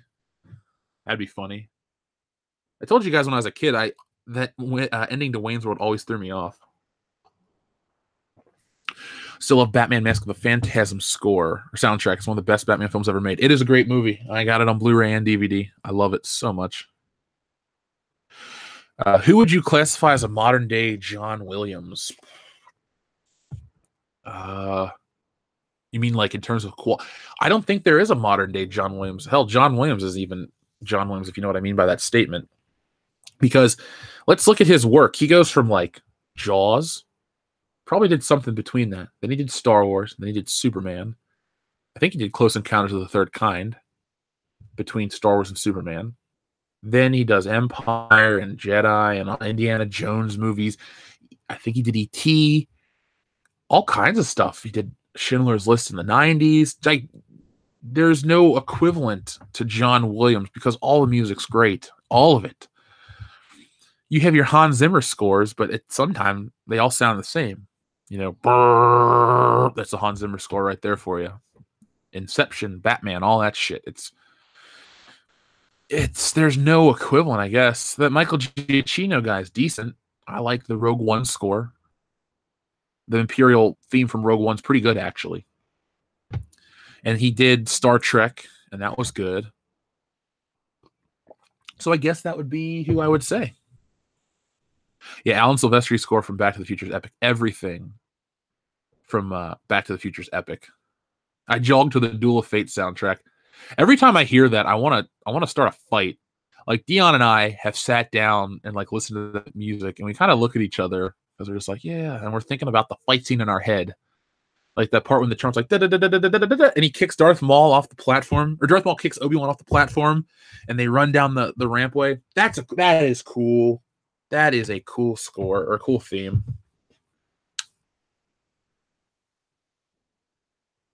Silvestri is close to Williams, but Williams is number one. Oh, yeah, definitely. John Williams is definitely number one. Best of all time. Oh, John Williams also did Gilligan's Island. He's credited as Johnny Williams. I did not know that, Tina. Thank you very much. Ennio Morricone, fantastic. He finally got his Oscar from The Hateful Eight. But that dude, I mean, the good, the bad, and the ugly music, The Ecstasy of Gold, maybe one of the best tracks ever to appear in a film. Do yourselves a favor. Go listen to that later on today. You know what you do? Achieve something small and listen to The Ecstasy of Gold while you're doing it. Like, I don't know, you're walking the dog and you're coming home and you're like, oh, I did something on my list. That music will make you feel awesome. It's cool. It's got this operatic lady singing. It's neat shit. I included the hip-hop version in episode 100 of the podcast. Jeff, do you own any VHS? Yeah. I own a sealed copy of Beverly Hills Cop. I own quite a few. I own all the Indiana Jones movies on VHS. Now, these are like ones I've picked up retroactively and gone back because I do like to collect old formats for certain movies. So like Beverly Hills Cop, I have every format but one. I'm missing a CED, and I keep finding them, but they're not in good enough condition to buy. But I also have like Betamax tapes of Raiders and Temple of Doom. I got a Star Wars trilogy on tape somewhere. Back to the Future, obviously. I do. If I love the movie, I'm not afraid to own it on multiple formats. The RoboCop theme is fantastic. Fantastic. Absolutely love it. James Horner was fantastic in the 80s. I think of James Horner and the Commando score, which they reused for fucking another 48 hours. Another Dion story. We were watching that a couple New Years ago, and we just looked at each other like, is this the Commando music? No, the 48 Hours music. I think it's the 48 Hours music that reused. Is it Commando to 48 Hours or another 48 Hours? It's that one of those two movies, but we just looked at each other. We knew it right away.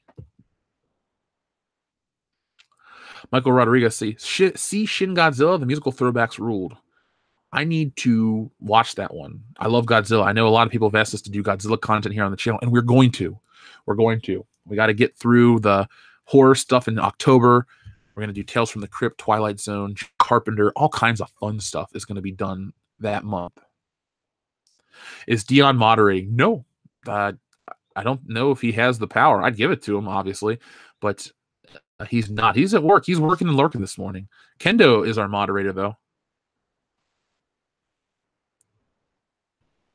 I paid $30 for an unabridged score of The Good, the Bad, and the Ugly from Italy. It has fully restored version of the trio, which is every bit as good as the XT Gold, if not better. I'll have to check that out for Apollo Creed. I was, like I said, I listened to it on Google Play Music, and if it's on there, I will listen to it. Pop culture theater. What are your favorite WWE tracks? Ooh, man, I love that question. The Rock's theme from the year 2000. Randy Orton's Burning My Light. I'm only doing WWE ones. The Game, because I like Cult of Personality, but that's not a WWE song. Samoa Joe's theme's damn good. Shinsuke Nakamura's, Stardust, Asuka's. I think those are my favorite. Those are great ones. I need to watch Conan the Barbarian again. Definitely need to rewatch it again. Luke Sears, thank you very much for your super chat. Thor Ragnarok has a great soundtrack. All I remember is that damn immigrant song that was played. That's all I can say. I didn't check that out. I liked it enough. I still would rather watch Justice League over it, but maybe if I rewatch Thor Ragnarok, I'll feel differently. Beverly Hills Cop makes me want to dance sometimes. Well, Simply Legendary, it makes me want to dance all the time. VHS Master Race, I can't go that far. What about the Watchmen soundtrack by Philip Glass? Luke, that's one of those soundtracks that makes me think of just the music they put. Like Everybody Wants to Rule the World's in the Elevator and that stupid Leonard Cohen song. So I don't really know the Watchmen score or soundtrack off the top of my head. Did I enjoy the jazz music on the Cowboy Bebop series? I personally like it, but I know some folks who really don't get it. I do. I own Cowboy Bebop on Blu-ray. I think it works. I'm used to anime and jazz. Like Lupin the Third has a really strong jazz and like funk score because it was produced in the early 70s through 80s. You talk about anime having great music. I'll stand by Lupin the Third as having some of the best. The tracks are really great on that CD. And never play the Conan NES game. It's beyond putrid. All right, well, I'll take your word, Cadmium Red. I'll never play it. Conan reminds me, why don't they do a Conan series? You don't even have... Probably because they tried it in 2010 with Jason Momoa and it failed. I didn't think the movie was that bad. I think it was great, but it wasn't terrible. There are worse remakes or reimaginings than Conan with Jason Momoa.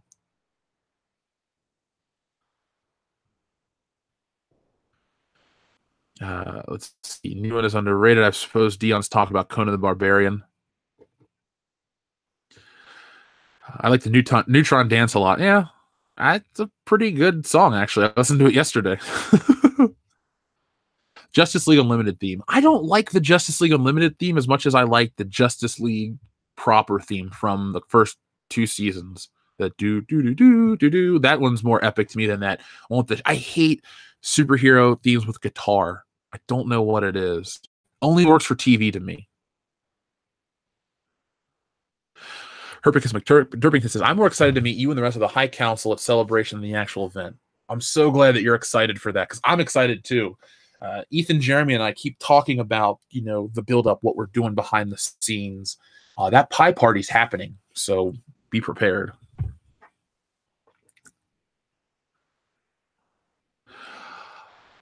Pete, I agree with you on your statement. I know a lot of people won't agree with me, but the American score of Dragon Ball Z is pretty spectacular. I prefer it. I don't like the Japanese score. I like that Bruce Falconer guitar synthesizer shit. Like when people try to tell me that Z Ranger is superior to Power Rangers, I go, no, I'll just take Power Rangers, because when I watch Z Ranger, it looks like some dicks in rubber suits just fighting with really bad music and shitty sound effects. At least with Power Rangers, there's an awesome score that you're like, oh, what am I watching? This is like one big commercial. Oh, flashing lights, rock music, fighting. It's Morphin time. I buy into it. Say what you will about me. American versions of those two themes or scores all day, every day. Bruce Falconer, Ron Wasserman, those are the songs of my childhood. If you grew up with the other ones, cool, more power to you. I'm not trying to change you, but those ones kick ass. Mortal Kombat. Yeah, Mortal Kombat's a phenomenal song. It's not even the Mortal Kombat theme. I believe it's called like something trance, and it's like a regular song. Because that Mortal Kombat scream comes from the commercial for Mortal Monday back in, what's the date for Mortal Monday? Hold on. Did I miss that? I mean, obviously it's not that important, but let me look that up because I care. Okay, so Mortal Monday, 1993. September 13th, 1993 was Mortal Monday, so I didn't miss it. So 2 more days, so it's Thursday is the 25th anniversary of Mortal Kombat. I guess we could talk about that on the show. I have tons of great memories. It's going to be fun. It's always fun here. I got you guys here, and we talk, and we have a great time. Big Trouble in Little China, fantastic movie. I highly recommend the Star Wars Anthology box set. It's the best quality release of the vintage original trilogy score. It's funny you bring up the Star Wars soundtrack, because on the streaming service, Google Play Music, they have a different release. So the music's out of order. Like I have the CDs from 97. So they have everything in order of the movie's appearance, and they have it broken down. On this one, on Google Play Music, it plays the music where they escape the Death Star, like when they're shooting, and then it cuts into the Battle of Yavin. It doesn't make sense. I'm like, was that how it was recorded? If so, okay, but I prefer to have the movie versions. And they also, like, the Star Wars theme on the other version I had ends like da-da-da-dun, like it does in the movie when they dock the Tantive 4 with the Star Destroyer. On this one, it goes and it plays the whole Star Wars theme again and plays the music from the end of the credits. It's weird, but, that's neither here nor there. Oh, the Dude Love theme. Enough said. Do you know me personally, John Harrison? Because I hate the Dude Love theme. My friends know that too. Michael Rodriguez. Thank you very much for your super chat. Ever seen the trailer for Universal Soldier starring Dolph Lundgren? You should recognize the song. They also used Bruce Falconer is the greatest of all time. I'm going to have to check that out. I'm definitely going to have to check that out. I want to, because I've seen Universal Soldier. Isn't Van Damme in that movie? Right? Van Damme and Dolph Lundgren. Because then there's Universal Soldier 2 with Goldberg. We're talking, 25 years along again for that. I'll have to check that out. And yeah, Bruce Falconer is awesome. I bought that soundtrack off iTunes years ago. I don't know where I put it because it was a different iTunes account, so I can't re-download it. But I would definitely love it again. Oh, I'd pay for it again. Let's see, Jeff, hum that song. What? Dun dun dun dun dun dun dun dun. That's all I can do. In 2 days, Mortal Kombat. Original soundtrack, LOL. I'll do it. I'll do it. Good morning to you, Dylan. Secret Incredible Rebel. Hey, Jeff. Morning to all of the world-class bullshitters. I know you grew up in the 90s. And you were a Fox Kid watcher. Any fond memories? Oh, my God. Fox Kids? Hell yeah, fond memories. So you could catch Fox Kids on weekdays or weekends. The weekdays were nice because you could come home and watch Power Rangers. I was young, though, when Power Rangers, 93, I wasn't in school when I first got into Power Rangers. I had a late birthday, so kindergarten was the second year of Power Rangers with the White Ranger and shit. But yeah, when I got older, man, the Saturday mornings were great. I had trouble picking between one Saturday morning and Fox Kids because after Power Rangers switched to Zeo and Turbo, I stopped caring about it. So I would watch X-Men. See, I would watch X-Men, but if you missed an episode, you couldn't follow the story arcs. So sometimes if I missed an episode, I'd be like, I don't care. So I'd switch over. And then when the Kids WB came out, I cared even more about that. But best Fox Kid memories, we're watching Power Rangers in the mornings, catching Spider-Man episodes, The Tick, all that stuff. It was just a fun way. And plus my mom was cool. She knew I wanted to watch my cartoons. So she would do whatever. She'd cook me breakfast and bring it to me, and I'd eat my breakfast and watch cartoons. Wasn't always cereal. Sometimes it was when I got a little older and she worked nights. But yeah, just tons and tons of great memories. The funny thing about a lot of those shows for me is I never stopped watching them. Like, I'll still watch X-Men occasionally when they're on streaming. Same with like Spider-Man or Batman the Animated Series. It's funny, people are like, oh, I'm nostalgic for Batman the Animated Series. I never stopped watching. I got it on DVD. The Blu-ray's coming, thanks to our friend Steven. All kinds of shit. So, just so many great memories, though.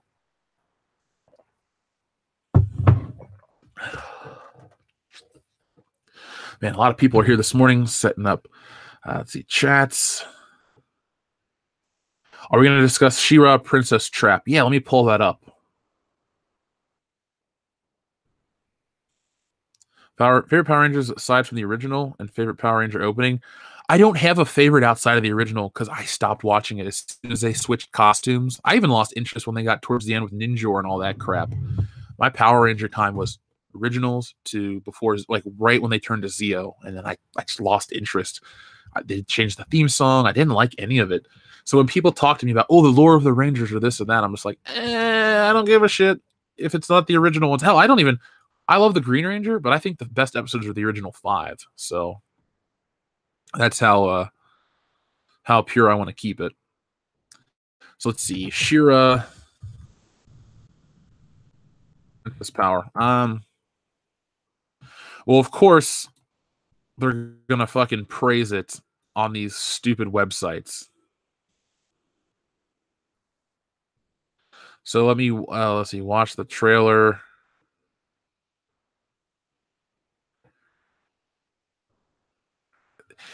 I don't like the animation style at all, but I'm not emotionally invested with She-Ra Princess of Power.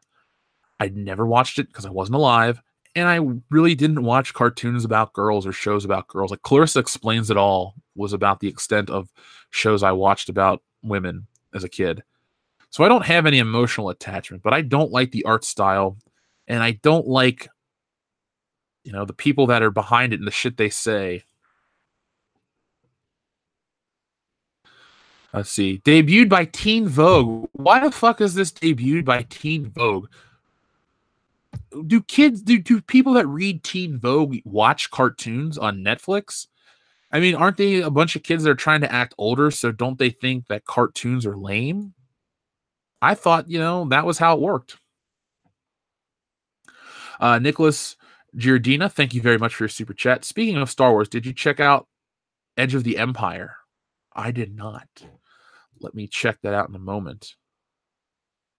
What if the High Council debates Collider News or Star Wars? Well, they wouldn't. I say this to everybody: bring them on. I prefer a straight fight to all the sneaking around, but that won't happen. So yeah, Teen Vogue today. The new teaser is slight, but it gives a look at Adora finding out her true destiny and making a very good Sailor Moon style transformation into legendary She-Ra herself. Although there's been a lot of grumbling about the aesthetic of the reboot. And what little action we get to see here, it looks great. She-Ra and the Princess of Power fight for the honor of Grayskull when the series lands on Netflix November 16th. So it's basically a controversy. There's really nothing to say besides a couple moment clip, 1 minute of action. I'm going to, I'll watch it and I'll show you guys a picture of what she looks like. I'm just not a fan. The thing is, I'm not a fan of all cartoon art styles today. Call me old, call me nostalgic, but I don't know. Maybe it's because I can draw better than this shit, so I don't. I guess because I'm looking at it from a different standard. It's like I remember as a kid looking out from the inside, like, man, these cartoons look so awesome. And then I get to be an adult, and I'm like, I can produce better looking shit than this. Why is this, the professional version?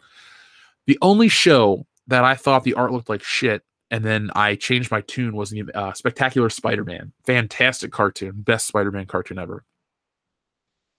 JJ Zubbles 420 says, do you know what Lego Bionicle is? Yeah, I do know what Lego Bionicle is. It's the one that's not. It's not Ninjago. It's the one about the robots. They all live inside the giant head or whatever.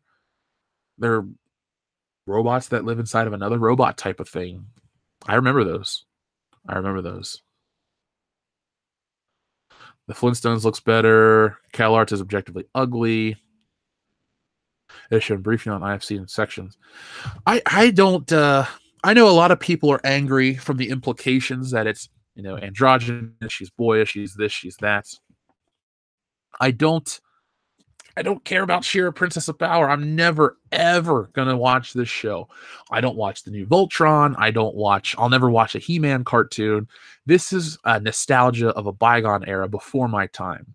And I'm watching this trailer right now. You're getting a live react. It looks like a lot of copy and paste art. I like and respect anime, but I don't really like the influence on American cartoons.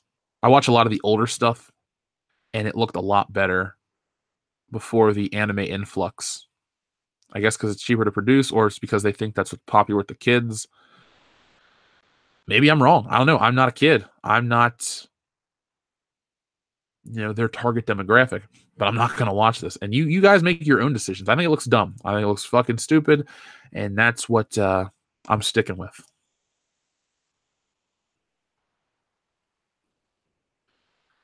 Doesn't even have proper shake. No, it looks cheap as hell. It definitely looks cheap as hell. Yeah, I have seen the degradation of current comics, where they were before and how they look. You know what? We're gonna do this today. I'm feeling artistic. I'm excited for the High Council tonight. The show Stealing Solo. I've shown you guys. I'll show it tonight. But cartoons did used to look better. Comic books used to look better. Let's pull up some examples. So I'm going to show you one of the most fantastic comic book artists of all time, Neil Adams. Now, Neil Adams is a legend. If you don't know who he is, look him up. Maybe the best Batman artist ever. It just depends on your stance on what kind of Batman you like. But he revolutionized Batman. He made... he still does work today. I've worked for him at a convention. Not the nicest guy. I'm not going to act like he was this great, genuine guy. He's kind of a dick, but his artwork's great, and that's what matters here. So this is what old comic books used to look like, or comic strips. I'm going to show you an old comic strip from back in the day where, the art looked realistic and it was fun. And you looked at it and you went, man, this is a story, an illustrated story. And I don't know, this is what I long for, just more realism and storytelling. So let me show you guys this today. I don't want to show you guys that. That's yourselves. So this is Ben Casey, drawn by Neil Adams. It's funny, though, Cadmium Red, you talk about cartoons of the 80s having amazing shading. They did in the intros, like the Thundercats and the Teenage Mutant Ninja Turtles, and all those things had great intros, but the shows didn't look like that for every episode. Now, cartoons in the 90s, you had like the first couple episodes look great, and then they cheapened it out later on to hook you, and then it got cheaper and cheaper and cheaper looking. Yeah, Neil Adams is awesome. Neil Adams is one of the all-time greats. Now, let me show you some of Neil Adams' Batman work to talk about what I enjoy. So, Neil Adams, Batman. Now, Neil Adams really did help revolutionize a certain look of Batman, because before that, you had Carmine Infantino begin to make Batman more realistic. But it was Neil Adams and Denny O'Neil who really revolutionized Batman. And the style still holds up to this day. I mean, Neil Adams could take over a Batman book, art only, not story, because I read the Batman Odyssey book and wasn't a fan. But, I'm trying to find a better quality image of this one, because I want to show you what it looked like when it originally appeared in the comic book. But check this out. This is Neil Adams' Batman, one of the all-time, if not the greatest Batman artists. Now, feel free to tell me who some artists you guys think are fantastic. I always like to know what people like. I like different stuff than what other people like. Neil Adams is one of the best. He's not my favorite, though. But yeah, this is Neil Adams' Batman right here. What about Ghostbusters cartoon art? Well, Farty McBoogerpants, I love your screen name.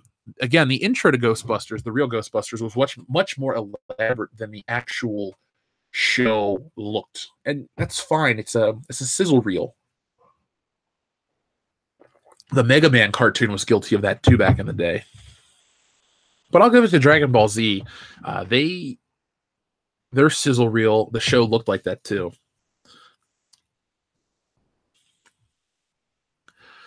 Let's see. That's a pile of panels. Oh, that's a newspaper strip, so it has to be a certain way. It's not meant to be crazy. Just talking about the actual art inside of it. Frank Quietly is rough. All those people look like they have Down syndrome. Yeah, I definitely. He's a good artist, but he's not one of my favorites. You think the first 2 seasons of Real Ghostbusters holds up? I was before my time again, but I'll have to go back and check it out. There was an old artist who did Wonder Woman with very stringy hair. Love that guy. Oh, you mean George Perez? Is that? Yeah, Sorry Japan. That's what I was thinking of too. When I think of that cartoon, I think of the theme song in a heartbeat. Tony Daniel Batman is good. Yeah, it is good. Let's see. Brian Hitch is very good. Brian Hitch is very good. Thank you, superfan Adam Shawhan. I appreciate that. Oh, Trent, you like SpongeBob. That's okay. My girlfriend is for my birthday 2 years ago. She had Neil Adams sign a copy of Batman 251, the famous Joker cover. Scott, woman's a keeper, man. Stealing Michael Keaton to shoot favorite Batman scenes. You could do an entire trilogy of or saga of your favorite actor to remake a movie. I would love to do something with Michael Keaton. I really would like for this story. I want this story is going to be bigger. We're only in week 3 and we're 100 and something % of the goal. We're past $25,000. It's going to keep going. Then it's going to come out and people are going to go, man, I really should have backed that story because this is great. I'm glad I did. There are more stories in my mind. There are more stories coming down. How quick they come out, it just depends. If this thing does the numbers I want it to, you'll have 2 comic books next year. I have the time, I have the ability to do them. I just I got to see where the demand is because I don't want to alienate the audience here on YouTube. I went back to making videos and the numbers have been excellent. So I know where my bread is buttered and I don't want to, take that away from people who love the channel a certain way.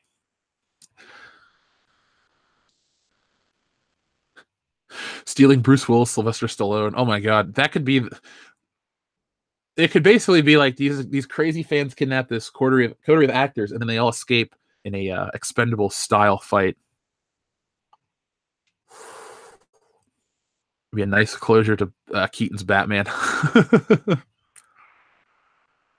Yeah, Birdman was awesome. I liked that movie quite a bit.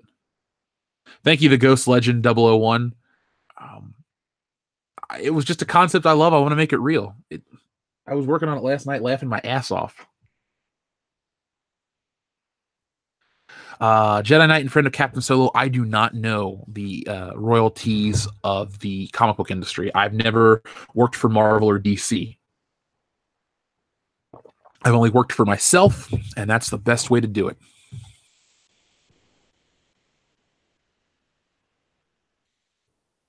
Don't be Tony Montana. I don't do cocaine, so you don't have to worry about me. I don't do cocaine. I was reading all these things. I talk about butter too much, Jeff. You've been hanging out with EVS for too long. Yeah, Richard, maybe I have. But if you got to hang out with somebody a lot, why wouldn't you want it to be Ethan Van Sciver? 26-year pro comic book artist. I mean, I'm a 29-year veteran of this thing called life. I got it down pretty good right now. I should do cocaine, says the Coke Man. I'm gonna pass. Would I want to work for Marvel these days? No, I don't want to work for Marvel. They've ruined Spider-Man. If Spider-Man was as good as it was years ago, I probably would have sat to try to hone my craft constantly to be good enough. But it worked out good that I don't want to do that because I've been able to build this channel and do this full time and have the interactions I do and change my life for the good. Yeah, it was nice to draw superheroes and women and do all this crazy fun stuff, but it's a lot nicer to have a job that people enjoy engaging with me on a, I can actually hear them and talk to them back, and have some time for myself to do more positive things.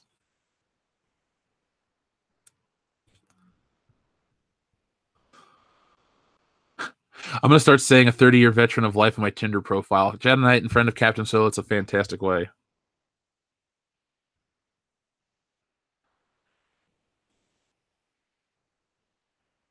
Captain, I do remember Captain and the Game Master. I watched all those shows. Super Mario Brothers Super Show, Captain and the Game Master. I've seen Zelda, the Legend of Zelda cartoon, but Captain and the Game Master was my favorite because I used to have a little Nintendo zapper. I used to run around the house and, I would roll up the cord around my wrist and act like it was a gun. Thoughts on 12 Monkeys, the Terry Gilliam flick? It's been years since I've seen it, and I've never seen the TV show. But it's something I'd like to go back and check out.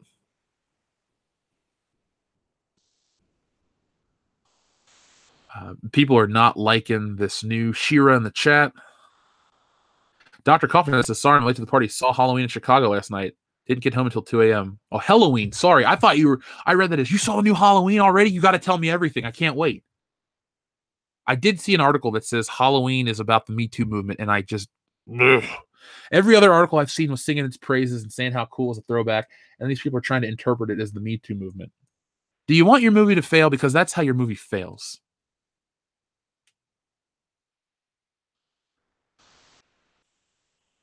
Let's see. There's a 12 Monkeys show. Why? I don't know why. Because of money. It'll work. It'll work. Oh, man. Return of the Jedi doesn't get enough love.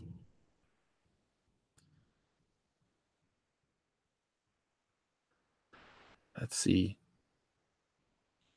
Despite yesterday's art, I always liked Kelly Jones. Best Batman run, Loeb, Lee, Hush run. Best of all time artists, Lee, Finch, and Turner. Rest in peace, then EVS.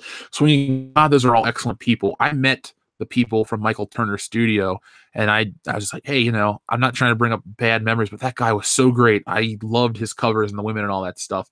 And they were cool. They shook my hand like, thanks, man. We appreciate it. He was a great guy. I liked Michael Turner's work a lot. Batman Hush, fantastic story. I got the Batman Hush black and white edition, where it's just the inks and the letters and stuff. It's really cool to look at. Who else do I like that you said? Love Jim Lee. David Finch is good. Not my favorite, but I like his work on, was it New Avengers? Good artist. Great artist. A little heavy on the shading, but hey, that's his style. Not here to knock it. Thoughts on the R Swamp Thing on the DC streaming service? I didn't know it was going to be on there. I am going to get the DC streaming service for the channel so I can review it. But I'll check out the content. Thank you, Cadmium Red. Keep your distance, Jeff, but don't look like you're trying to keep my distance. What, fly casual? Is that what I should do? Buddy Smith, you make a very good point. Adventure Time and Steven Universe have really messed up animation style these days. Yes, Adventure Time, look, you might like the show, and that's fine. I'm not knocking it, but man, I fucking hate how that cartoon looks. I know it's to be cheaper, but I just don't like how that show looks. I don't even like how Rick and Morty looks, and I like that show. I think it's a good show, but man, does it look cheap and stupid. That's just my take on it. If it's your favorite cartoon in the world, cool. I'm giving you a thumbs up, literally giving a thumbs up. Just don't love it.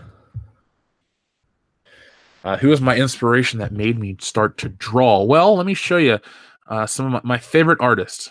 Now, I knew this is an odd thing to say. I think the best comic book artist of all time is a guy named John Buscema, but my favorite is a guy named John Romita, and I love his work. I used to sit and study it and try to draw Spider-Man just like him all the time. Clearly, I never matched it 100% or even that close. But let me show you some John Romita Sr. stuff. Now, it's older, so Spider-Man's going to look really dated, but he did really revolutionize the look of Spider-Man. I could give you guys an art lesson, but I won't because I don't want to bore you. But no, John Romita Sr. is probably the most important Spider-Man artist. But Steve Ditko created the suit. Understandable. I could see that point of view, but Romita really pushed it over to the next level and really helped define the Marvel house style for decades. I do mean decades, not just a couple years. Ditko was there from well, on Spider-Man from 62 to 67 and then was gone. And yes, it was a great 5-year run, but Romita's influence in terms of the style is still being felt to this day. I mean, that new Spider-Man game, the mask is very reminiscent of the John Romita senior style. So let me, instead of talking about it constantly, let me find some good art. Hey, let me show you his first. Here's the first cover he ever worked on. Now, this is a very famous comic book cover. I love it. It's a very good story. It's the first time someone figures out Spider-Man's secret identity. Where are we at? Screen share. Boom. I know you guys have seen this image before. And then this one is like a 1 minute later sketch that they did where Spider-Man escapes. Thoughts on Bubblegum versus Marceline, guys? I don't know who they are. Alpha Mar. Ghost Legend, I did not get Spider-Man for the PS4. I do not have the time to play any video games right now. I have a Switch. I could just hook up on this desk and play. Don't have time for that. Have I got a Spidey that I've done, Jeff? Oh, there's rough sketches of Spider-Man on my Instagram. I haven't really sat down to draw a really good Spider-Man in a long time. Let me look on my Facebook real quick while you guys check out this cover.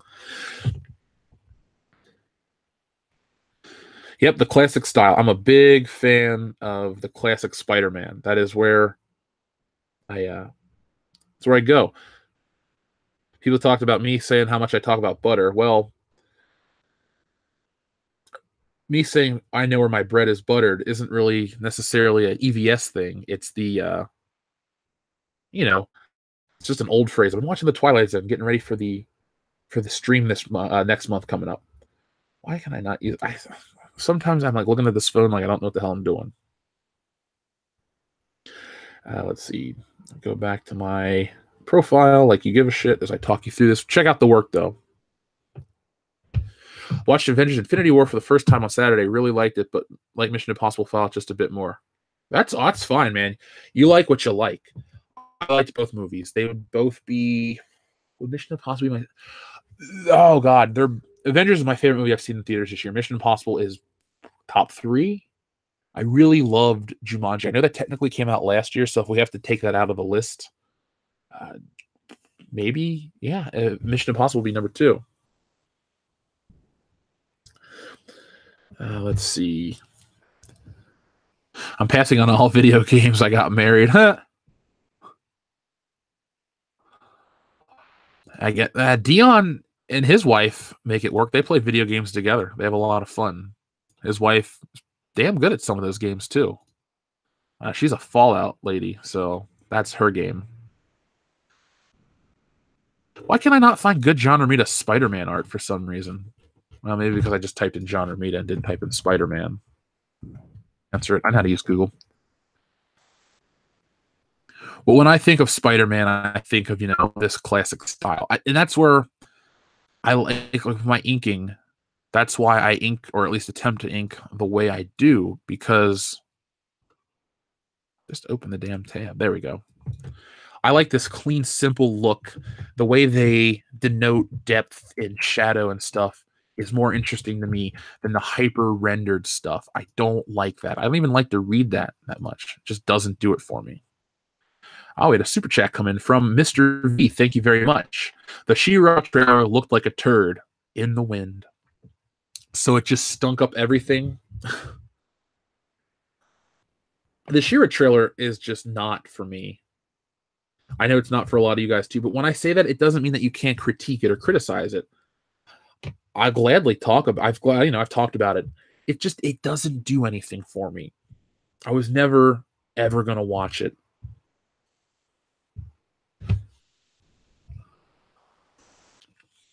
Let's see. That's an old picture of Spider-Man. Let's see. This is where I'd put my significant other if I had one.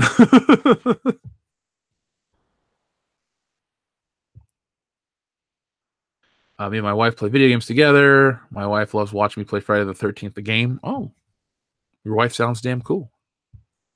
Thank you, superfan Adam Shawhan. Yeah, this art is very good. That's how I like my comics. Clean, crisp, simplistic. That's why I'm looking, I got a colorist that accentuates that. It's not that I go for old school because it's easier. I go for old school because I respect it more. I know that's an odd thing to say, but I just really love that style. The anime influence on art just doesn't do anything for me. It doesn't need to be hyper realistic in terms of shading and everything. I just enjoy the realistic proportions or a nice graphic style of proportions. And this is the last piece of John Romita art I'll show you guys. This is an actual original piece. Wish I could say I owned it. I don't, but it just goes to show you like his line. Like Frank Miller. Do you guys know who Frank Miller is? He's one of the all-time legends in the comic book industry. He created Sin City, 300. He did Batman The Dark Knight Returns. He wrote Batman Year One. He talks about John Romita Sr. having the best line in comics. I mean, look how clean this stuff is right here. I really like the cleanliness of all that. That is what I go for when I draw. Fugitive Live Watch Party? Yeah. We can do some Harrison Ford stuff. Trust me, he's my favorite actor. I'm not going to tell you guys no. I tell you guys yes for a lot of stuff. You request something, make it happen. Our friend joined Patreon yesterday, Brad. He wants us to do Jumanji from 2017. We're doing it.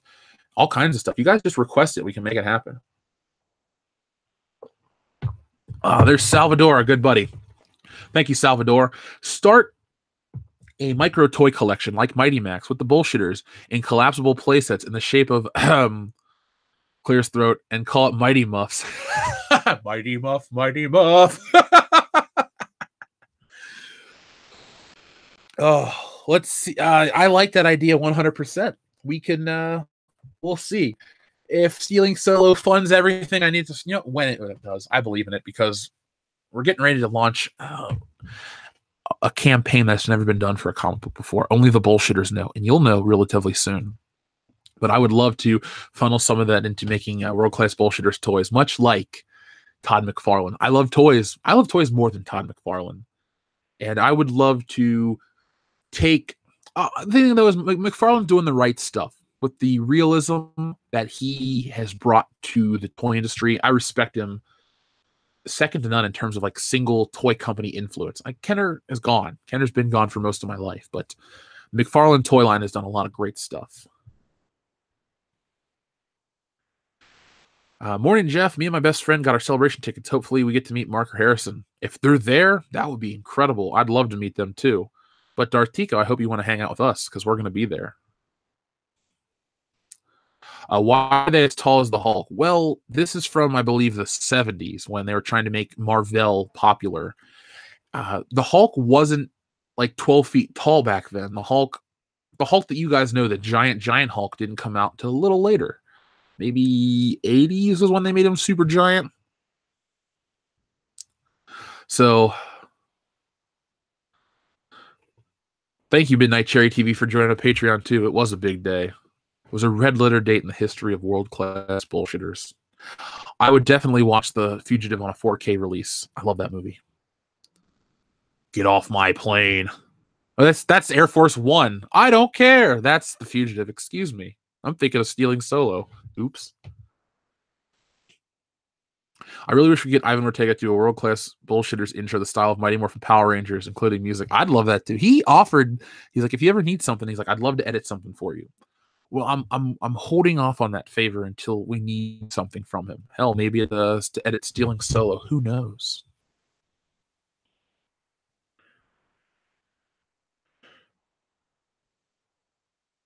Let me guess. A wacky radio station team dressed as a Thanksgiving dinner to promote a comic book. Nope. DJD show. You are 100% wrong. We'll see if a lot of classic movies get 4K releases. I mean, where the money is, these studios will follow. That's really all what it is. It's just a way to make more money. 1970s Hulk. Not 1970s hairstyle. I'm trying to find a good picture to show him to scale to other characters, because they usually got him with others. Okay, here he is holding Spider-Man in a novel or on a novel cover. So I guess this gives you an idea of the scale of the Incredible Hulk. That sounds like a really cool comic name, The Scale of the Incredible Hulk. Or an old episode with Bill Bixby and Lou Ferrigno. Rest in peace, Bill Bixby. Salvador, again, thank you very much. Let's see. Someone should make an Animorphs cover with Dion turning into a turkey. In other news, if you get a chance, check out Left Foot Media's The Last Jedi review. I will check that out. Let me copy and paste your super chat into my Word document because now I have a list of things to look at after the show is off the air. So I got to watch Stories of Old and Analysis of Unexplored Depths of Spider-Man 3, and now Dion Animorph. I kind of want to make the Dion Animorph one, but if somebody beats me to the punch, I'd appreciate it. You'll get mentioned on the show in perpetuity. I actually got to work on tomorrow's video after today's live stream.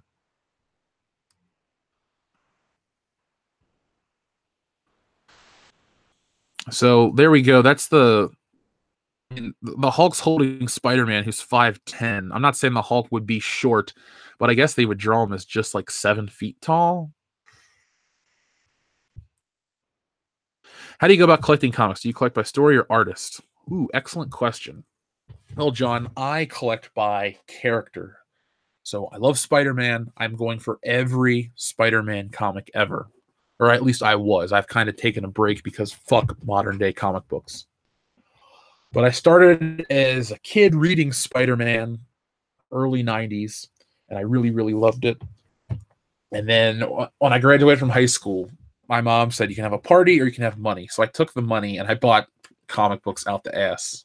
Don't worry, I had a legendary college graduation party to make up for it.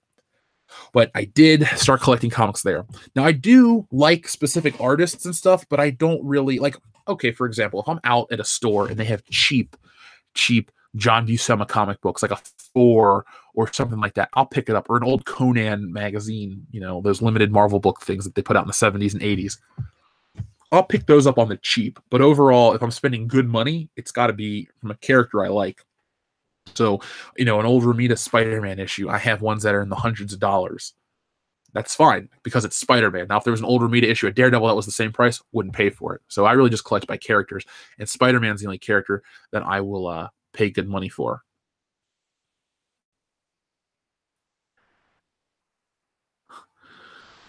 Turkey Dion should be added to the Stealing Solo lore. Well, Dion is in the story, as well as Nick and Kendo, and myself, obviously.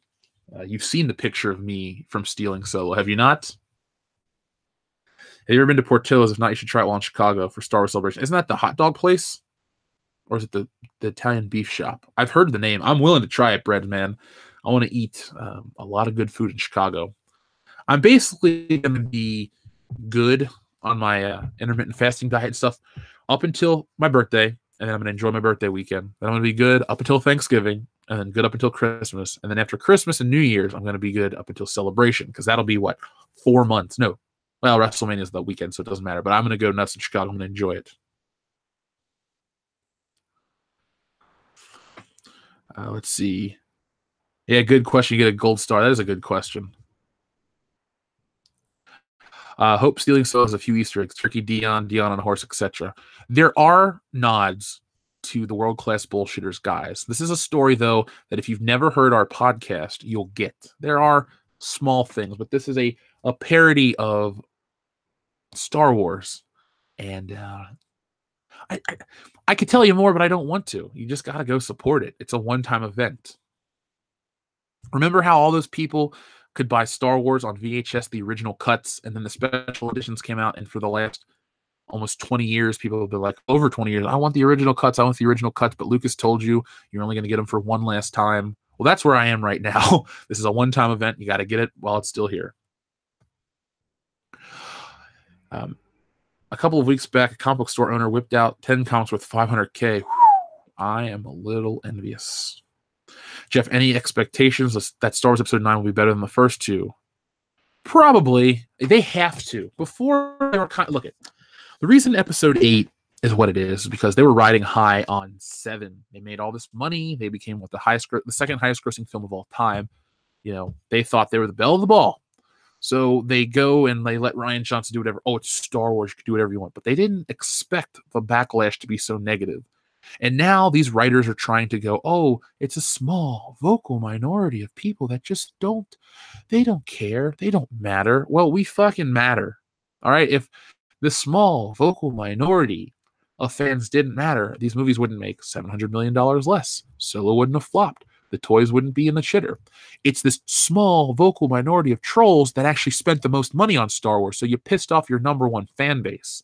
You made the number one biggest mistake in business. You shit where you eat.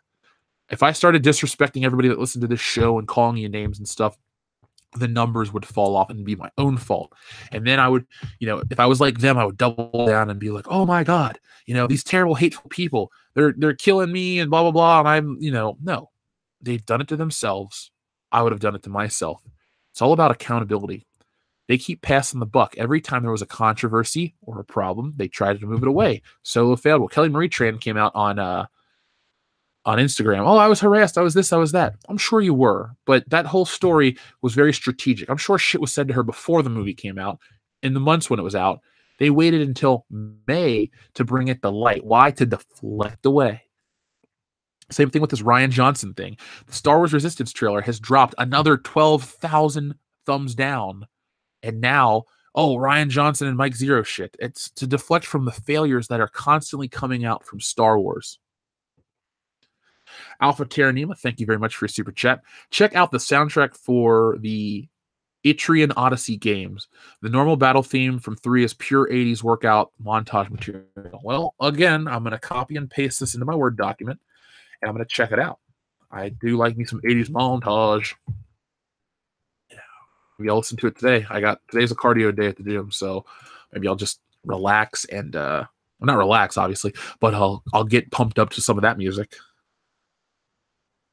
To this day, Kelly Marie Tran never actually said she was harassed by anyone on social media. Well, you get what I mean, Richard. The whole situation comes out. It was a transition away from that. I covered it when it was new. That's weird. Some of those videos that I've covered the topics on extensively didn't get a lot of views. Like the man-baby fallacy or the Kelly Marie transition away from the failure of Solo is low numbers. It's still in the 5 figures. Other videos that I've made, like the Star Wars Resistance thing, is 250,000. So it just depends on what people watch. But I have covered it a lot. Let's see. Digital equivalent of 35mm films estimated to be 4 to 6K, but a lot of film projectors are meant to have equivalent of less than 2K. So a great HD projector can look better. It was funny. We had the Midnight's Edge After Dark guy listening to the stream on Saturday night, and he was talking to people in the chat. He's more than welcome to. All the Midnight's Edge guys are more than welcome on the channel. But they have a guy from the Digital Bits who talks about their, Blu-rays and stuff like that. And I really love technology. I was at Costco the other day looking at all the 4K TVs, like, oh, these are so pretty. This guy tried to sell me DirecTV, and had I had somewhere to live on my own or somewhere better, I would have gotten it because it looked so cool. Hell, I was even sold on Sunday Ticket. Good salesman with good picture quality does me even more. Thank you, Thomas LaRousse. I hope I'm saying your name right, Thomas LaRousse. Yeah, that would be right. Thank you, Thomas, so much for supporting Stealing Solo. I appreciate it. I'll give you guys an update in a little bit. We've passed $25,000. Like Ethan said, though, the first $20,000 is to produce the book. So the next part is the profit for me. So I'm going to show you guys more work, give you guys more excerpts from the script, and get those numbers up. It wouldn't hurt if world-class bullshitters held the record for the most in Comicsgate. Why would it hurt? You've read my writing, you've listened to my writing, my performances for many, many months, in some cases, many years. So I got the skill. I can draw, you can see that. So, and I can tell the stories. Trust me on this one. It was funny. Somebody said, man, I never knew you could draw so well. I said, always have faith in me. Always have faith in the channel. We're men of our word. We always deliver. Cosmic Dogaram, thank you very much for your super chat. Ironic, isn't it? Kathleen was an accountant, but at the end, she isn't being held accountable. Chancellor Palpatine, Star Wars Episode 3. Ooh, I like that one, Cosmic Dogaram. I got a big Kathleen Kennedy video coming out, guys. I know people want to talk about her. And like I told you, I'm going to give you what you want all the time here on the channel. So be prepared. There's a Kathleen Kennedy video coming tomorrow. It's going to be a little more in depth than usual.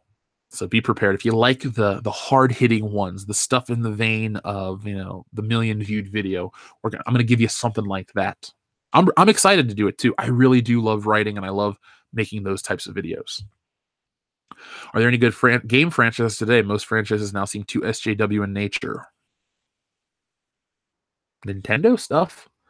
I don't know how Kirby would be SJW infused. Smash Brothers, you can beat men and women up the same. Everyone's equal. Different fighters have different attributes, but it's not like you can't. Like in wrestling games, you get disqualified if you hit a female as a male character. I don't advocate violence towards women at all in the slightest bit, but it's all digital. And in the older games, you could. It didn't matter. So, I don't know. They're just doing all kinds of shit. I don't believe you sent me that link, DJD show.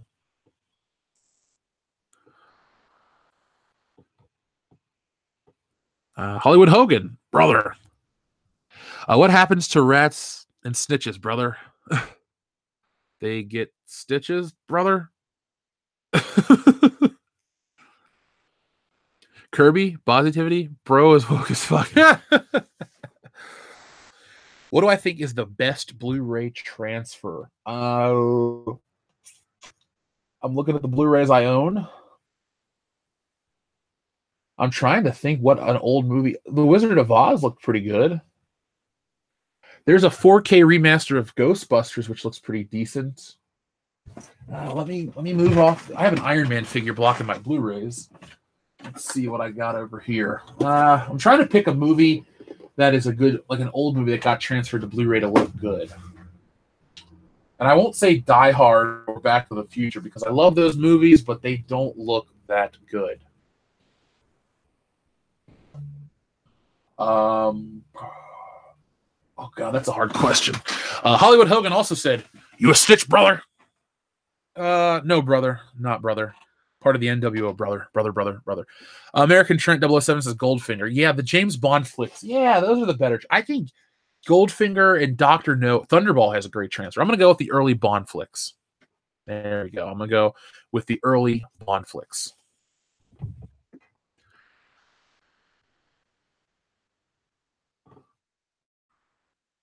Terminator 1 sounded great on Blu-ray. Terminator 1 is now on Hulu. I think I'm going to watch that. I've been having a craving to watch. One of our patrons requested to do a Terminator watch party. If you can contact me, we can make that happen soon. Hollywood Hogan says, "Good. Now I can back your book, brother." Thank you, brother. I fucking love Hulk Hogan so much. That's one of the wrestlers on my list I'd like to meet. Hogan, The Rock, Stone Cold, Triple H, Undertaker, the big ones. Met Jericho, cool guy. You debated over who was the bullshitter in waiting the other day. I think we found our answer, brother. There we go. See you later, Dylan. Have a good day. Ghost Legend, do you collect James Bond comic books, Jeff? Yes, I do. I have a chunk of the Dynamite books. By the way, one of the guys I'm waiting to see the colors back from for stealing Solo works at Dynamite Entertainment. So I'm excited to see that one.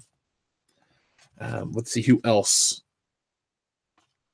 I have Weezer tickets in my James Bond comic book. I collected a lot. I have most of the James Bond comic books. I have most of the Dark Horse run. I have a lot of the Dynamite Entertainment stuff. Don't really love the new Dynamite Entertainment stuff from James Bond, but I do enjoy the old Dark Horse stuff quite a bit. Yep, you do. I do like SH Figure Arts figures quite a bit.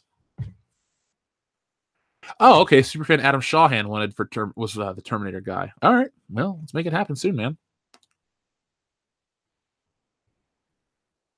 Just make sure there's no cameras rolling when you meet Hogan. Dude doesn't have the best luck with those. You know what? I'm sure he'll be cool enough. Most people that I talk to seem to be pretty friendly to me. So I usually smile and shake their hand. I would hate for people to try to approach me at the gym, though, because I make weird faces and I must look scary. That would be a funny that'd be a funny thing. When I make it big, I'll be in some stupid magazine like, yeah, don't bother this guy at the gym. His tongue's sticking out of his head. He looks like he's dying. No, I'm in the zone. Why did you start World Class Bullshitters? Because you wanted to try YouTube and became a hobby now? No, I started World Class Bullshitters as a podcast because I wanted to talk about entertainment with my friends. The early episodes were just that, a podcast, and then I started making videos, and now it became a full-time thing. So it's damn fun. That's why I started it. Simple Green, great cleaner, miniature paint stripper. I was not aware of that. I also know that Soylent Green is people. There should be an official seal for World Class Bullshitters. Movies like Ghostbusters 2016, Last Jedi. We used to have an official seal. It was called 100% Quality Dick, but that joke never took off. Go back and watch our 100th episode. Or it was our 1 year anniversary intro. It's got all the old bullshitters on it. It has pictures of all of us too. If you ever wonder what we look like, even though there's tons and tons of pictures of us, go back and watch it. The 1 year anniversary special. What is that? Episode 40 something? That would be episode 50 something.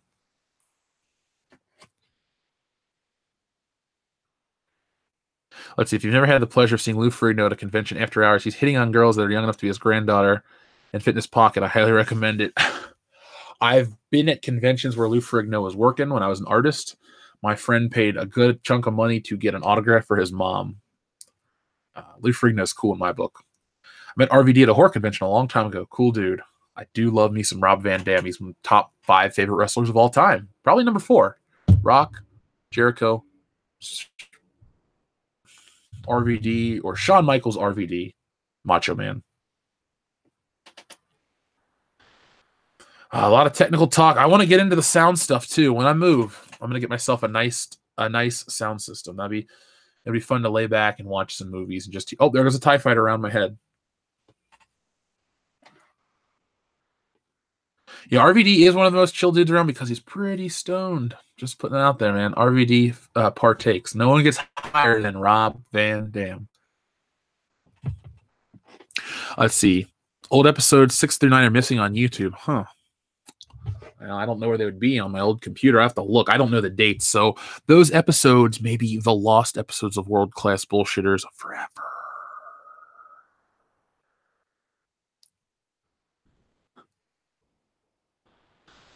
I'm going to tell you water is wet. Yeah, I am. I'll also tell you that today is Tuesday and that World Class Bullshitters is on Thursday, and Good Morning Pop Culture is now 5 days a week. So, folks, it is now time to close out another chapter for Good Morning Pop Culture. So I'd like to thank everyone who has supported the channel, everyone who watches the show each and every day. Numbers are great. Let's keep it rolling. You know, we had about 300 to close to 400 people watching. Let's go to 1,000 a day. Got an audience of 74,000 almost here on the channel. Let's get everybody out there. So, folks, thank you for watching. Make sure you guys check out Stealing Solo, Captain's Parody on Indiegogo for a short period of time. Let's see where it's at together. I'm going to update the perks by tonight, so those that are wondering what you're going to get. Oh, wow. Okay, cool. So, Stealing Solo has went up quite a bit since this show started. So, we are at $25,147, backed by 500 and how many people? 609 backers. Stealing Solo has been funded. The first 20 grand goes into the production. That'll be fun. Dartigo says, Jeff, you're going to bring a copy of Stealing Solo to Celebration to show Harrison? Is he going to be there? Because Harrison Ford doesn't like Star Wars. So why would he go to a Star Wars celebration? I mean, has it been announced? Am I late to the party? Because if that's the case, of course. But he doesn't really like Star Wars. That's why I think he'll love this story, because it's not a story about we desperately want you to play Han Solo. It's a story about how he cannot escape it. And the cover, the action figure box, is a parody of the old Kenner stuff, but it also, it's making fun of the fact that he's trapped in that role. He can see out of it and everyone can see in, but he's trapped as this character. So there's a deeper meaning to the story. It's a funny story, but it has a lot more depth than All About a Bubblegum says, let's make it to 600,000. Yes, let's. I'll do what I got to do to get those numbers up. I want to move. I want to get out of this shitty fucking neighborhood. I want to be able to make more comics. I want to be able to go to a place where I can produce video content for this channel and have the guys come into town and we film stuff and make skits and do all that. So Indiegogo Comics is going to help do all that stuff. That's where I want to take this, invest into the channel, and keep us going for another, I don't know, millennia until we're all dead. That's the point. So thank you, super fan Adam Shawhan. He is backer number 468 and 469. Yes, the High Council is tonight here on World Class Bullshitters at 9 p.m. Eastern Standard Time. We got a ton to talk about. I'm going to hopefully get some more insider information from my source, and we're going to talk about stuff on the channel. You don't want to miss it out. You don't want to miss it out. So, folks, thank you for watching Good Morning Pop Culture. And I'll be back in the morning. Well, no, I'll be back tonight, but I'll be back in the morning with another episode. So thank you, and have a good day.